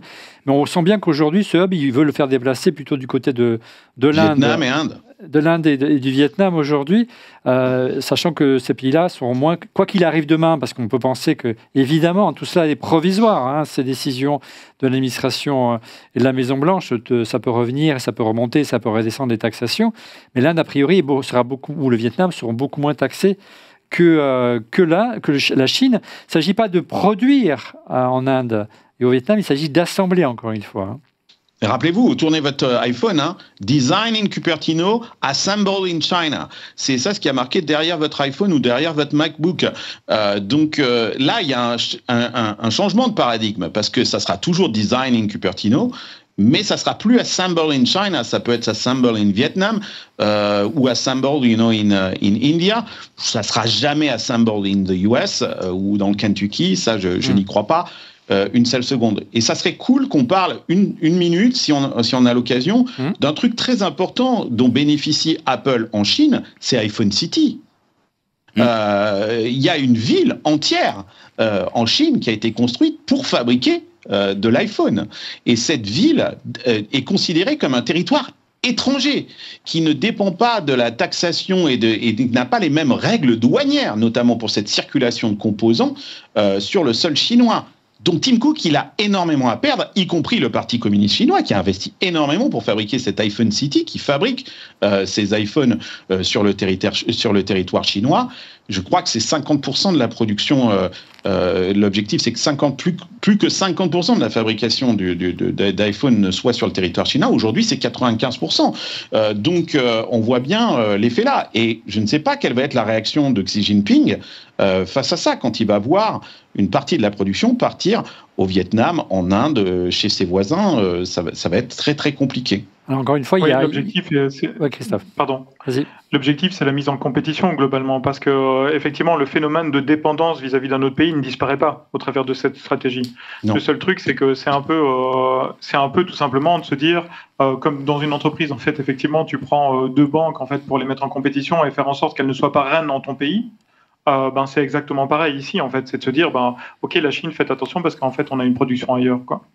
Oui, mais vous rappelez-vous, au moment du Covid, il y avait eu un phénomène très très intéressant sur la fabrication de l'iPhone. Il y avait eu une pénurie de main-d'œuvre. Le Parti communiste chinois, parce que on est face à une dictature en Chine, on tend à l'oublier un petit peu en Europe en vantant les principes du modèle chinois, avait comblé ce problème-là en mettant des membres du Parti du communiste chinois à la retraite, des militaires qui étaient venus travailler dans les usines de iPhone City pour que la production continue. Ce genre de truc-là, on l'aura jamais ailleurs qu'en Chine. Donc c'est absolument... incroyable. Alors oui, ou alors on accepte de payer un iPhone $3,000, mais encore suis une pas fois, certain Carlos, que l'objectif c'est pas de rayer de la carte les usines et iPhone City, même si le nom est.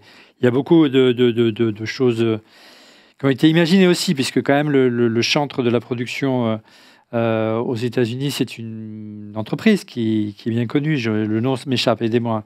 Foxconn, qui n'est pas une entreprise chinoise, qui est une entreprise taïwanaise, on l'oublie aussi, donc c'est très compliqué pour elle aussi. Mais il l'a déclaré, Tim Cook, et encore une fois, quand on déclare des choses devant des actionnaires lors des résultats financiers, il n'a pas le droit de mentir. Et il a dit que l'objectif à terme était de produire tous les iPhones destinés aux États-Unis, au Vietnam et en Inde en particulier. Mais quand on dit produire, ça ne veut pas dire qu'il arrête de travailler avec la Chine. C'est-à-dire que l'assemblage, juste l'assemblage, ne se fera plus en Chine. Et déjà, il a annoncé que la plupart des iPhones vendus aux États-Unis au cours du trimestre jusqu'à juin viendront d'Inde. Donc, comme quoi, il a pris les devants, il s'est préparé, il se prépare à tous les scénarios possibles parce qu'il n'y a pas forcément de cap vraiment très cohérent qui est donné par l'administration américaine. Il peut se passer un truc très intéressant avec un parallèle avec la musique et notamment les instruments de musique. Fender a fait ça. Vous avez des Fender qui sont made in US et vous avez des Fender qui sont made in Mexico, par exemple.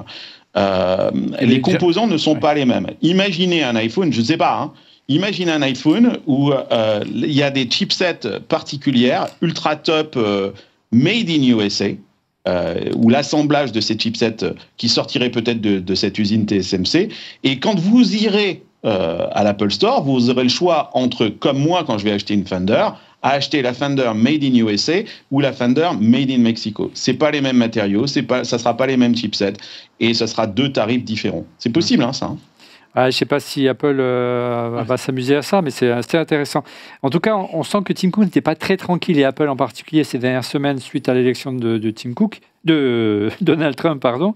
Parce qu'avant les annonces de la suspension temporaire des droits de douane, il avait un petit peu anticipé tout ça en boostant vraiment la production d'iPhone. Exactement, donc pour gonfler ses stocks et en amont donc des Inde. Exactement, en Inde. Apple donc selon The Verge aurait envoyé depuis l'Inde 600 tonnes d'iPhone par avion en 3 jours, permettant à l'entreprise d'éviter les hausses de prix pour plusieurs mois. La taxation envisagée sur les produits en Inde serait de 28% versus 145%. Oui. Donc Apple a fortement incité son fournisseur à augmenter de 20% sa cadence de sortie, quitte à travailler le dimanche. Plus donc d'1,5 million d'appareils auraient ainsi pris les airs en moins d'un mois.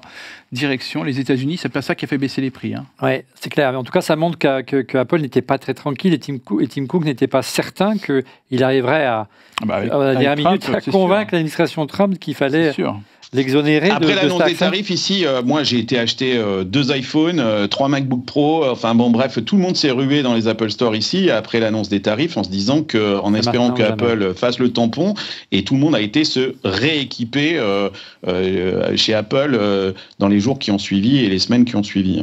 Donc, ce qui s'annonce un prochain trimestre fiscal record. Je pense. Dernière polémique au sujet de ces droits de douane. Donald Trump a-t-il favorisé Apple? C'est l'objet de ce prochain chapitre. Laurent, sondage. Sur l'écran. Ouais. Considérez-vous qu'Apple a été avantagé, comprendre, protégé, par rapport à ses concurrents par la Maison-Blanche, suite à l'annulation des taxes sur les produits chinois, dont on a parlé plus haut.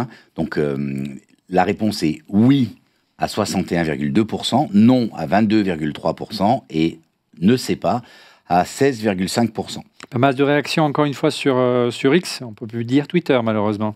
Ouais, donc il dit « Je pense que ça profite à tous les constructeurs de téléphones, pas Apple en particulier. » Mais c'est qu'aux États-Unis, il n'y a plus vraiment c'est qui les autres? Voilà, c'est ça.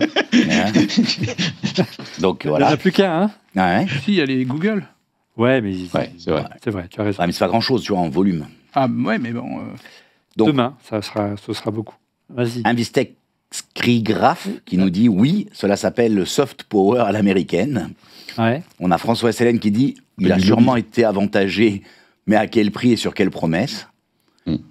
Mano qui nous dit « Tim Cook est-il devenu l'un des rares patrons capables d'influencer directement les décisions politiques américaines ?» Non. Alors, des arguments, Stéphane? Non, mais il y a eu un deal entre eux. Et voilà, C'est vraiment, tu crois vraiment à ce deal de dernière minute? Oui. En un coup de fil, Tim Cook a réussi à convaincre Donald Trump. Il a dit magique pour moi. Il a dit, en dit disant, tu peux pas faire ça. Non, on va pas pouvoir vendre un iPhone à $3000. Non, parce que si Trump avait une colonne vertébrale sur le sujet, il en a pour d'autres, mais pour celle-ci, il n'en a pas. Sinon, Navarro, il était contre ce changement. Et donc, quand tu prends une décision politique, le mérite d'un politique qui a une colonne vertébrale, c'est d'aller jusqu'au bout. Là, il fait un suspension. Donc, voilà, il dit qu'il est très flexible. Oui, flexible, bien sûr. C'est le terme qu'il utilise. Il est très souple. Bien sûr, souple. Très souple. En tout cas, est-ce que Apple a été avantagé par la Maison-Blanche? C'est la question posée par Elizabeth Warren, la sénatrice démocrate américaine, c'est la vice-présidente du groupe démocrate au Sénat. Elle a écrit une lettre à Tim Cook dans laquelle elle demande au patron d'Apple de faire des précisions sur ses communications avec l'administration Trump dans le but de déterminer s'il y a eu une tentative d'influence. Oui, il y a eu une tentative d'influence, ce qu'il a appelé. Elle évoque des faits inappropriés et appelle à la transparence sur les exemptions obtenues par Apple. Je cite les questions posées à Tim Cook par Elizabeth Warren. Quelle était la nature de vos discussions avec les responsables de l'administration de Trump et ce qui concerne les tarifs proposés? Les tarifs, c'est les droits de douane. Veuillez fournir des informations sur toutes les réunions ou conversations, y compris par téléphone ou par email, que vous ou toute personne agissant en tant qu'agent de vous ou d'Apple avez eu avec des responsables de l'administration de Trump sur les tarifs avant l'annonce du 12 avril. Quand Apple a-t-elle découvert les exemptions tarifaires annoncées par la présidente Trump le 12 avril? Ça aussi, ça fait beaucoup polémique aux États-Unis, Carlos. Et quelle est la valeur des bénéfices supplémentaires qu'Apple obtiendra à la suite de l'exonération tarifaire du président Trump? Veuillez expliquer votre processus pour déterminer cette estimation. Est-ce que vous comprenez, les amis, Carlos en particulier, la démarche de la sénatrice démocrate et des démocrates aux États-Unis? Ils sont complètement... ils sont en PLS, quoi. C'est-à-dire qu'ils n'ont rien pigé, quoi. C'est-à-dire qu'ils continuent sur le même logiciel à aller taper sur... c'est ridicule. Elizabeth Warren, elle sucre les fraises. Ils n'ont absolument rien pigé. C'est-à-dire que... et ça ne marchera pas. C'est ce que dit Trump. Il dit « Apple, c'est une pépite ». C'est notre joyau de la technologie. C'est la marque numéro 1 dans le monde. Donc oui, bien évidemment qu'on va la préserver et qu'on va faire en sorte que personne ne touche au Grisby.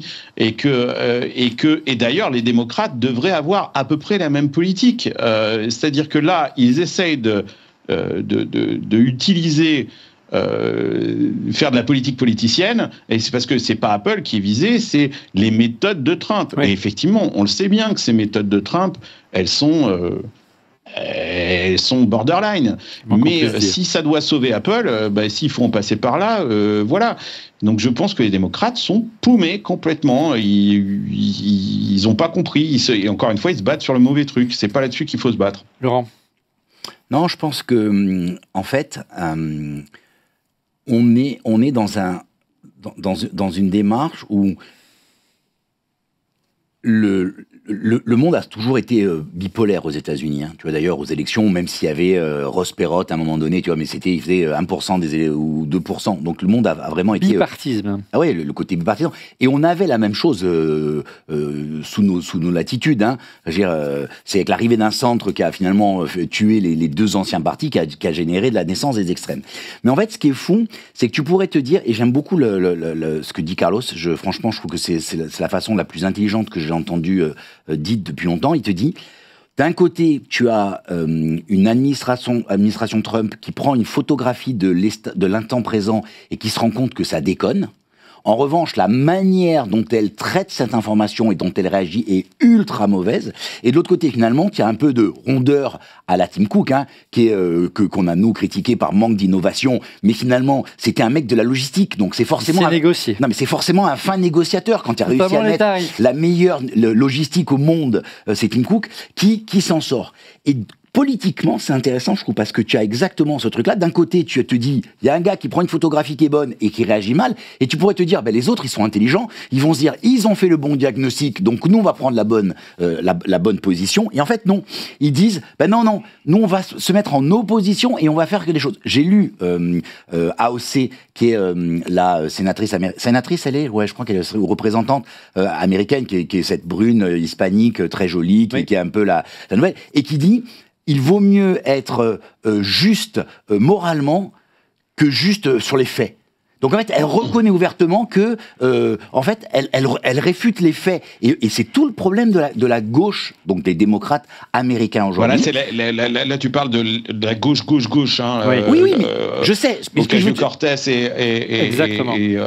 Et c'est vraiment la gauche à gauche. Je ne sais pas certain si ils sont de plus en plus audibles, mais ils restent quand même assez minoritaires. Mais la difficulté, c'est qu'on assiste quand même à une polarisation des tendances. C'est-à-dire que plus tu as tu disais qu'il y a tout à l'heure sur les mesures sur l'inclusion, plus tu as de l'extrémisme. Plus tu vas loin dans ces mesures-là, plus tu as des mesures opposés qui sont... Voilà, donc en clair, les deux extrêmes, c'est les extrêmes, on voit qui sortent, que ce soit à gauche ou à droite, ouais. On vit la même chose en Europe. Mais au-delà de ce que vous dites, ce qui est intéressant dans la démarche de la société démocrate, c'est qu'elle pointe quand même du doigt qu'il y a quand même une distorsion de concurrence. Une TPE, une ETI américaine, il y en a, n'ont pas les mêmes droits, les mêmes avantages qu'Apple. Donc il y a une distorsion de la concurrence. C'est réel quand même aux États-Unis. Et c'est assez, assez injuste. Est-ce que c'est vraiment nouveau, les gars? Est-ce que vous pensez qu'à l'époque des démocrates, à l'époque d'Obama, il n'y avait pas ce genre de truc? Sauf que ça se faisait dans des alcôves et dans des salons privés et que ça ne se voyait pas et que Trump, lui, met sur le devant de la scène tout de façon ultra transparente et que ça nous pète à la gueule.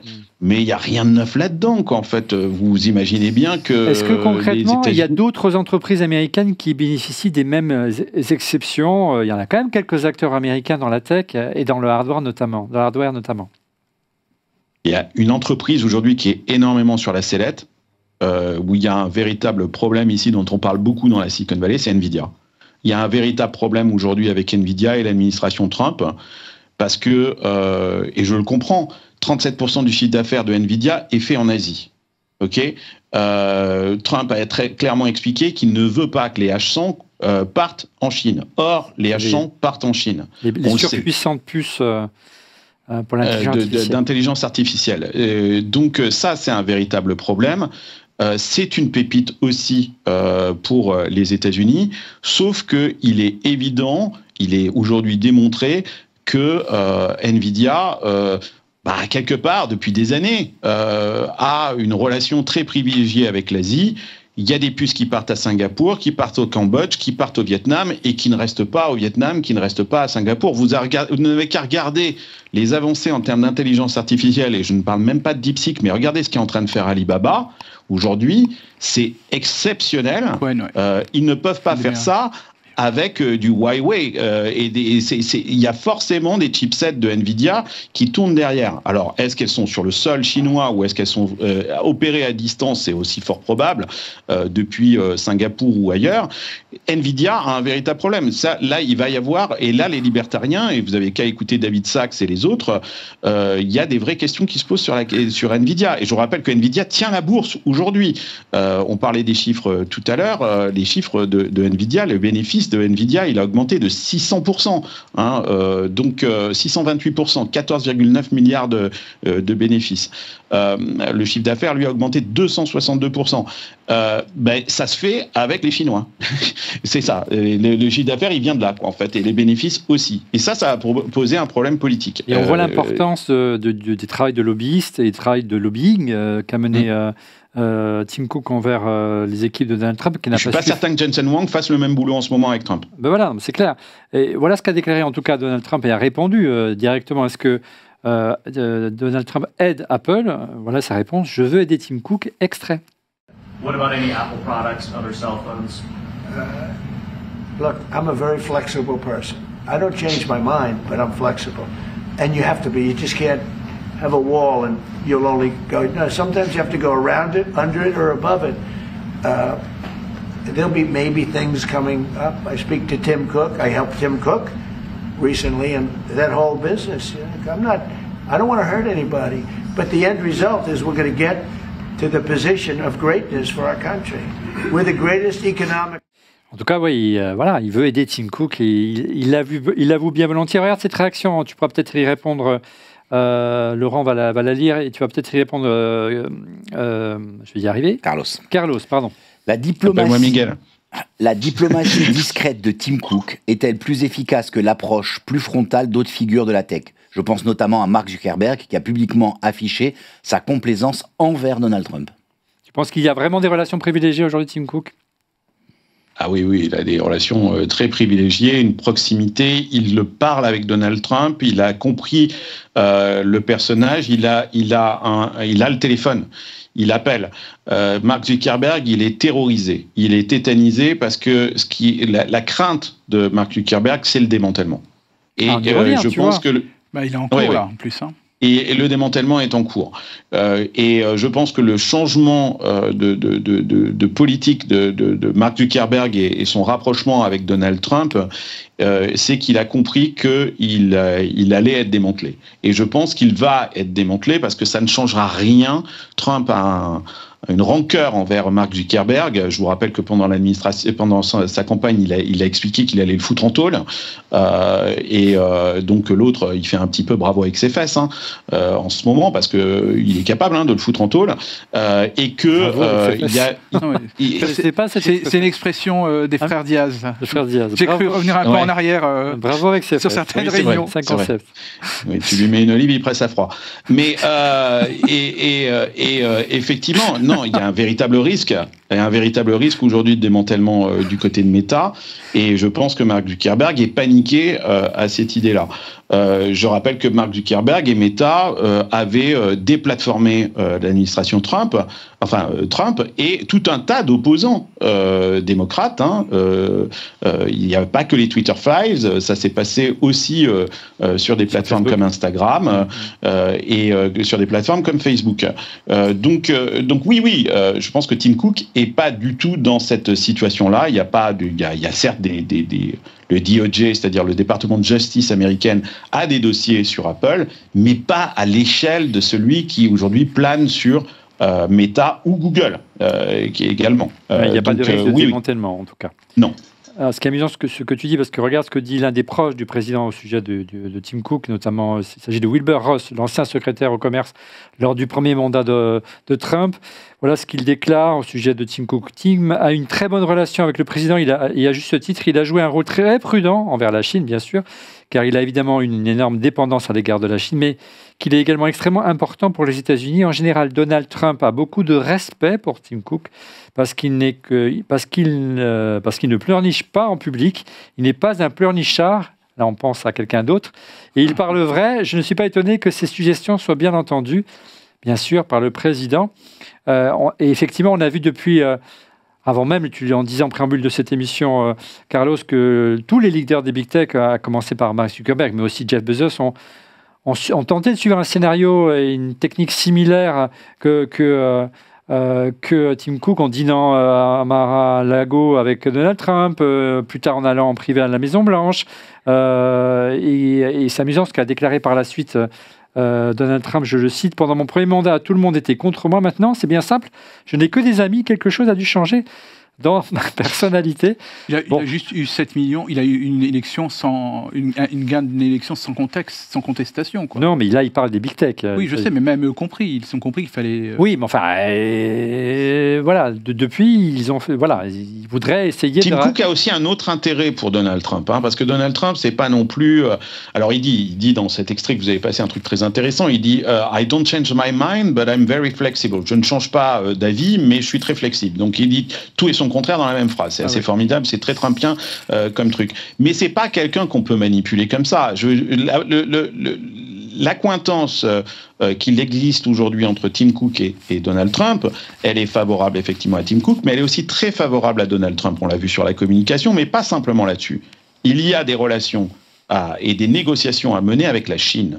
Et Tim Cook est un partenaire privilégié qui dialogue tout autant avec Donald Trump qu'avec Xi Jinping, ou en tout cas le Parti communiste chinois. Il aura besoin d'un ambassadeur en Chine pour faire passer des messages.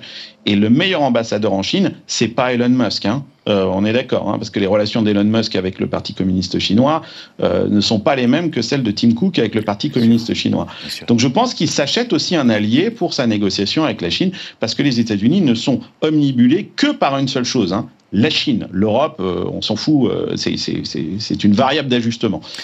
Mais la Chine, ils en ont très très peur. Ils sont flippés, quoi. Donc Tim Cook peut aider. Il reste qu'encore une fois, avec Donald Trump aux États-Unis et l'administration américaine, tout ceci n'est peut-être qu'une victoire à la Pyrrhus de Tim Cook, car tout peut changer du jour au lendemain ou dans l'heure qui suit au moment où on enregistre cette émission. Quel serait, on a quelques chiffres, Stéphane, l'impact de ces mesures sur la santé financière d'Apple à court terme, parce qu'elles ont eu un impact certain pour répondre notamment aux injonctions d'Elizabeth Warren. Donc, lors des résultats financiers d'Apple, Tim Cook a estimé que si la situation n'évoluait pas, et ce qui est peu probable, les droits de douane auraient un impact environ de 800 millions de dollars environ, ce qui est quand même sur les coûts d'Apple. Pour une boîte normale, ce serait énorme. Pour eux, c'est pas grand-chose. Sur la plupart des produits Apple, les droits de douane sont de l'ordre de 20%. Mais il impacte beaucoup plus durement le nombre d'accessoires d'Apple, mais il n'entre pas dans les exemptions de Trump, et pour lesquelles les droits de douane sont de l'ordre de 125 voire 145%. Ouais, donc c'est pas 145% systématique. Non. Voilà. Autre motivation cachée de l'administration américaine pour imposer ses droits de douane et son hostilité plus générale envers les entreprises de la Silicon Valley, il y aurait aussi une volonté de mettre fin à l'optimisation fiscale dont Apple est un champion. On en parle pour conclure cette émission. Apple chante de l'optimisation fiscale, notamment grâce à sa filiale irlandaise, qui en parlait en préambule de cette émission tout à l'heure, Carlos, qui empoche bon nombre de ses bénéfices et constitue un manque à gagner important pour le Trésor américain et aussi pour le Trésor européen, et la France en particulier. Tu peux expliquer ce montage un petit peu C'est un peu simple, je vais utiliser ma petite... Donc déjà, il faut juste comprendre que tous les big tech, parmi leur business model, l'optimisation fiscale est un des business models. Amazon vend des choses, mais l'optimisation fiscale fait partie du business model de tous. C'est comme ça. Donc si on part du principe, pour être vraiment très schématique, l'iPhone coûte $500 pour être construit et fabriqué et monté en Chine. Il est récupéré donc à ce prix-là en Irlande. En Irlande, Apple Irlande vend cet iPhone qui vaut $500, 900 aux États-Unis. Et aux États-Unis, on peut l'acheter 999, sauf que les $99 de différence, toi, t'es pas d'accord sur le $99 ? Non, ça ne concerne pas le marché américain. Ah bon ? Ça concerne le reste du monde, n'est pas le marché américain. C'est ça le problème. Non, ça ne concerne pas les iPhones vendus aux États-Unis sont taxés aux États-Unis. C'est les iPhones. Mais non, mais c'est la revente. Ils sont payés par l'Irlande. Apple Irlande. Apple Irlande vend. Non, le double Irish ne concerne pas le marché américain. C'est dans les résultats d'Apple, les amis. On fait une partie de flipper, non? Non, le double Pas Irish trop ne bien, concerne pas le marché américain. Je dis, Apple Irlande vend 900, à Apple États-Unis $900. Alors, il facture toutes ces filières locales des frais de licence pour utiliser les brevets et technologies d'Apple, ce qui faisait mécaniquement baisser les bénéfices locaux et gonfler ceux en Irlande, et l'imposition est ultra avantageuse. C'est ce mécanisme que la Commission européenne a attaqué en 2016 à juste titre en réclamant à Apple le remboursement de 13 milliards. Les bénéfices réalisés aux États-Unis par Apple sont-ils transférés en Irlande? La réponse est non. Aussi, non, parce qu'il n'y en a pas. Mais non, il n'y a pas de bénéfice. C'est l'argent, il est en Irlande. Non, c'est les iPhones qui sont vendus en Irlande ne sont pas vendus à Apple aux États-Unis. Ça concerne le reste du monde, mais pas les États-Unis. Bon, mais moi, je suis d'accord avec Stéphane. C'est comme ça que ça marche. Mais oui, mais pour le territoire américain, le reste du monde, pas les États-Unis. Les Américains n'ont pas laissé faire. Voilà. Mais si, parce qu'ils veulent justement qu'ils rapatrient. Pourquoi tu veux qu'ils rapatrient? Les bénéfices d'Apple, d'une entreprise américaine, mais justement, tout le reste du monde est en Irlande, n'est pas aux États-Unis. C'est ces bénéfices-là qui veulent être rapatriés, pas les bénéfices des États-Unis. Moi, on me l'a bien expliqué. Moi, on me l'a expliqué aussi. Mais je suis pas parti. Parce qu'en fait, c'est ça le problème. Parce que en fait, le problème est le même. C'est une entreprise américaine, Apple. Je sais, mais c'est Apple Irlande. Non, mais on s'en fout. Mais oui, mais que tu vendes dans le reste du monde tous tes iPhones via une filiale européenne, sauf les États-Unis, justement pour se préserver des attaques de l'administration américaine. Moi, c'est ce qu'on m'a expliqué. Les amours, ce qui compte vraiment, en fait, c'est le mécanisme qui est derrière, qui est le fait de sélectionner le pays le moins taxé possible et de faire en sorte de faire une remontée d'argent à un moment donné et de facturer les filiales entre elles de manière à optimiser la marge où se trouve la marge commerciale. Justement. Et après, mettez-nous dans les commentaires. Mettez-nous dans les commentaires votre point de vue. Moi, je veux. Sachant que Christophe, aux États-Unis et Carlos, il y a aussi l'optimisation fiscale au sein même des États-Unis. Oui, d'un État à l'autre, il n'y a pas la même. Oui, bien sûr. Mais il n'a pas la même fiscalité. Hein. Mais là, je précise encore, quand Apple Irlande vend l'iPhone $900, ils prennent $400 de bénéfices pour un iPhone, et que les États-Unis vendent de 900, passent à 999, les $99 de marge, c'est sur ça dont on parle. Mais sauf qu'ils ont tellement de dépenses qu'il n'y a plus de marge sur place aux États-Unis. C'est bien. Donc c'est pour ça comment ça se passe. C'est comme ça que ça se passe. Et c'est comme ça s'appelle optimisation et c'est naturel. Et c'est pareil pour Meta, c'est pareil pour LinkedIn, c'est pareil pour tous. Et encore une fois, en France, par exemple, les Apple Store ne gagnent pas d'argent. Officiellement, ils ne gagnent pas d'argent parce qu'effectivement, ils reversent les bénéfices sous forme de licence pour pouvoir utiliser la marque Apple. Absolument. Ça, c'est absolument vrai. Maintenant, l'optimisation fiscale, on en fait tous, même vous personnellement. Si vous avez des abattements fiscaux, je suppose que pour la gloire de la France, vous les mettez pas dans votre poche, quoi. Vous les appliquez. Donc il y a une optimisation fiscale et je pense que c'est à la Commission européenne de faire son boulot parce qu'il y a effectivement un problème avec l'Irlande et ça fait des années et qu'on n'arrive pas à le régler et que ça devrait être réglé et qu'il y a effectivement. Et puis en plus, sans parler de ça, c'est qu'il y a une montagne de cash, on l'avait vu lors de la première administration de Trump, qui reste là dans les banques européennes. Et c'est ça ce que Trump veut, c'est rapatrier en fait ce cash-là, comme il l'a fait la première fois là-dessus. C'est ça ce qu'il essaye de faire. Moi, mais je suis pas un fiscaliste, donc je sais pas. Je sais pas là. Si vous êtes fiscaliste, réagissez dans les commentaires. Dites-nous effectivement ce qu'il en est véritablement. De toute façon, le résultat est le même. Apple dort sur un énorme trésor de guerre qui est en Irlande aujourd'hui ou dans des paradis fiscaux par ailleurs, et que évidemment l'administration. Mais c'est pas nouveau. Sous Obama, c'était le cas aujourd'hui également. Le cash disponible, ça serait 53 milliards, mais tout mis ensemble, ça pourrait monter jusqu'à 150 milliards. T'imagines ? Ouais. C'est plus que certains États. Ouais. Pour conclure, une réaction de Rémi Waring qui est toujours très dure envers Apple. Entre les vaporware, le pragmatisme à l'aveugle de Tim Cook sans résultat concret, le retard technologique avéré, ne serait-ce pas là la fin d'une époque pour Cupertino ? Pour l'optimisation fiscale, ça me semble compliqué pour que Donald Trump parvienne à faire une clé de bras à Tim Cook. Je sais pas, Carlos, je n'ai pas fiscaliste, mais bon. Juste une petite parenthèse peut-être pour revenir sur le sujet dont on parlait. Donc, je confirme ce que tu disais, Olivier. Donc, effectivement, les ventes réalisées sur le sol américain sont taxées sur le sol américain et le double Irish, en fait, n'est utilisé que pour le reste du monde. Pour le reste du monde. Je parle de l'Europe. Même de l'Europe, je pense. Ouais. Ça concerne l'IMEA aussi. Ce qui est énorme, hein, 450 millions d'utilisateurs, de consommateurs en Europe. On est juste le premier marché au monde. C'est tout. Voilà, c'est plus que pour revenir à la question, je ne sais pas comment vous l'avez appelé, cet auditeur, j'ai oublié son nom. Rémi Wering. Ah bah oui, Rémi, que je connais bien. Tu connais bien. Oui, que j'embrasse d'ailleurs. Rémi. Je pense que, moi, à mon avis, Steve Jobs, quand il est parti, ça a été très surprenant de mettre un Tim Cook, mais en fait, et bon, là, on va voir le génie de Steve Jobs, c'est que Steve Jobs avait fait tellement d'innovations que Apple était dans une situation où il n'avait plus besoin d'innover et il n'avait besoin que d'itérer.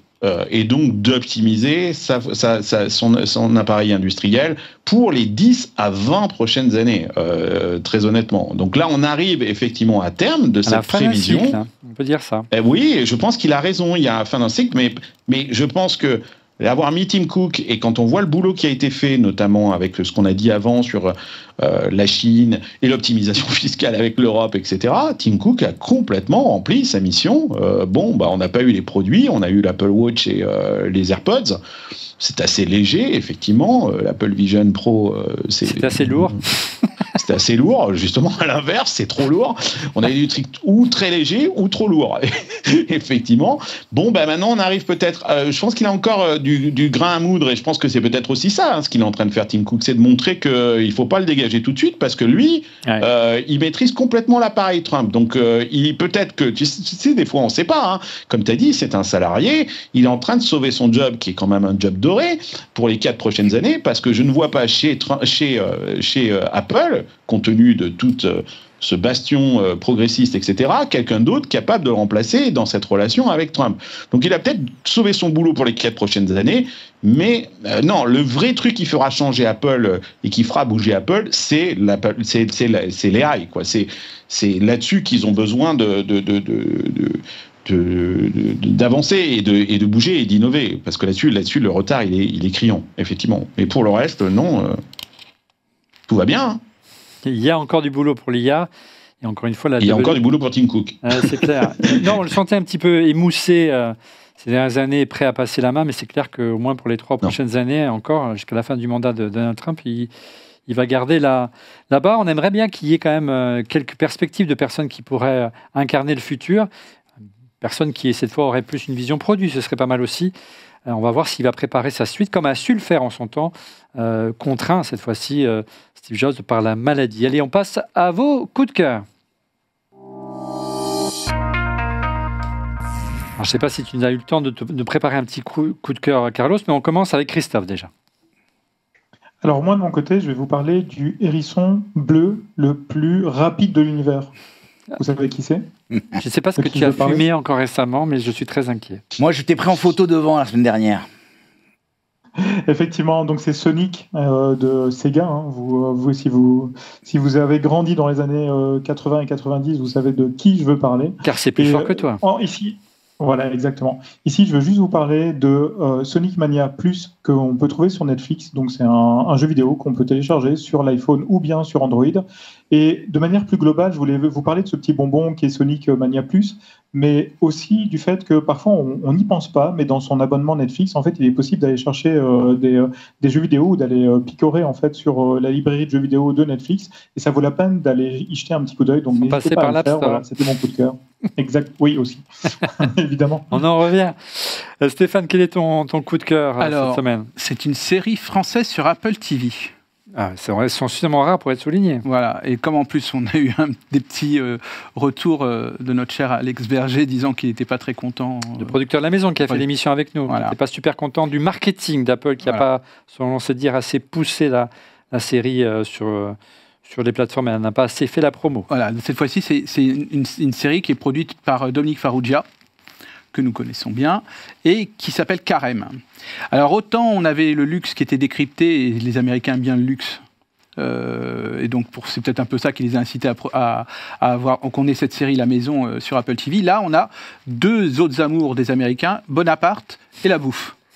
Je vous dis, il y a 2 épisodes qui sont en ligne déjà, il y a le 3e qui va arriver chaque épisode, chaque mercredi, pardon. 2 épisodes par semaine, c'est ça ? Ouais, voilà, et c'est très très très bien joué. L'histoire est vraiment magnifique. Et en 2 épisodes, vous êtes embarqués, vous attendez avec impatience le suivant. Donc je vous encourage de ne pas perdre de temps d'avoir tout ça et donc aller voir Carême. Et tu as vomi en fin de... Non. Parce que je ne mange plus là en ce moment. Non, parce que, bon. Ah oui, je suis très content. Ah bah oui, très content. La cité de la peur, oui. Laurent, ton coup de cœur cette semaine? Mon coup de cœur, c'est Ripcord, qui a sorti sa version 2. C'est Ripcord connecté en V 2.0. Donc en fait, c'est une corde à sauter connectée. Mais surtout, ils ont résolu 2 problèmes. Non, tu t'as mis du Excel. Ils ont résolu 2 problèmes. Le premier problème de la corde à sauter, c'est que quand tu le fais en intérieur, tu as ta corde qui touche le sol, et donc ça fait tac, tac, tac, tac, tac tout le temps. Donc en fait, ils ont supprimé la corde, et donc ils ont mis des matelots autour. Donc en fait, ça permet de sauter. Et la deuxième chose, c'est que ces matelots... Ça permet de sauter sans bruit, ce qui est génial, effectivement. Ouais. Et le deuxième truc qui est intéressant, c'est que ces matelots, tu peux les prendre plus ou moins lourdes. Et donc si tu prends des matelots lourdes, ça te permet aussi de muscler le haut. Donc moi qui fais 1000 tours de corde par jour, tu vois, c'est... Je savais bien que tu avais répondu. Alors, je ne fais pas que ça, mais j'en fais aussi avec la corde normale, parce que tu as un effet moteur où tu t'obliges à ne pas te prendre la corde dans les pieds, donc voilà. Mais franchement, c'est un super complément de corde à sauter. Ripcord 2.0. Carlos, est-ce que tu as un petit coup de cœur, un produit, service? J'ai un coup de cœur pour une boîte française, une start-up qui s'appelle Alter. Je ne sais pas si vous en avez déjà parlé dans On refait le Mac. Ouais, on les a reçus, ouais. Vous les avez reçus? Samuel Roy, qui est un jeune entrepreneur. On parlait de l'absence d'intelligence artificielle. Il fait du lobbying à la Tim Cook, lui aussi. Mais c'est génial ce qu'il fait, parce qu'il est en train de build in public. Il a la recette parfaite de la Silicon Valley, c'est de fabriquer d'abord la communauté avant de fabriquer le produit. C'est exactement ce qu'il a fait. Et quand on parle de communauté, on n'est pas obligé de parler de millions d'individus. Et ils ont sorti, ça y est, c'est sorti, l'app est sortie, c'était sur Product Hunt. Je ne suis pas investisseur dans Alter, mais je trouve topissime ce qu'ils font. C'est une app qui permet de dialoguer avec ton Mac, qui va aller chercher des informations dans différentes applications sur ton Mac. C'est en audio notamment. Et qui s'interface avec plein d'applications, et qui est la couche finalement d'intelligence artificielle qui manque à Apple. Ils l'ont créé, et c'est plutôt réussi, et je trouve ça top d'aller titiller. Alors bien évidemment, c'est jamais super. C'est toujours très dangereux d'aller fabriquer un business dans le jardin de quelqu'un d'autre, mais je pense qu'ils sont en train d'apprendre beaucoup de choses en faisant ça. Les Américains vont chercher l'information dans l'action. C'est exactement ce qu'ils sont en train de faire, et je trouve ça top. Je suis en train de le tester. C'est intéressant, c'est très intéressant, et je serai Apple, je les rachèterai. Voilà. C'est exactement ce que j'ai dit à Alter. Le mot est dit. Tim Cook sort la carte bleue. De mon côté, un coup de cœur à notre directeur photo, Lionel Martin, qui, en plus de fignoler les lumières de ce beau studio, il est aussi un amoureux des meubles et des lampes qu'il adore rénover, à tel point qu'il a décidé, figurez-vous, d'ouvrir une boutique sur Instagram. Donc on se devait de faire ce coup de cœur. Regardez le talent de ce monsieur. Sa page s'appelle lionel.holylight. C'est sur Insta donc. Le lien est dans la description de la vidéo si vous aimez les beaux objets. Et vraiment, c'est très original dans la manière dont il rénove aussi bien les meubles que les lampes. C'est un amoureux des lampes. Et c'est tout simplement de toute beauté. Allez voir ça. Voilà, c'est la fin de cet épisode de On refait le Mac. Merci de l'avoir suivi. Merci Carlos pour cette première. Merci à vous, les amis. C'était cool. C'était top de t'avoir avec nous, Carlos. C'était top. Tu es toujours aussi bon. Moi, je vous adore. Je vous écoute régulièrement, et donc ça me fait très plaisir que vous m'invitiez. Il faut que vous veniez aussi faire joujou dans Silicon Carnet. Moi, je considère que le podcasting, c'est pas un jeu à somme nulle, et que donc c'est vachement bien que merci de me donner la parole ici. Allez écouter Silicon Carnet, et moi je dirais à mes auditeurs, et que je sais qu'ils si je parlais de Rémi, je sais que c'est un auditeur de Silicon Carnet, il vous écoute aussi. Donc, je sais, il nous en parle souvent. Bon, moi, je te donne une réponse, parce que tu poses souvent la question. Et moi, je t'écoute je suis un vieux, donc je t'écoute en audio. Et parce que je t'écoute dans les transports. Et donc à chaque fois tu dis, mais pourquoi les gens ne m'écoutent pas en vidéo, pas assez? Dans ton jet privé, c'est ça, tu m'écoutes? Non, dans mon jet privé, je pourrais le regarder sur YouTube.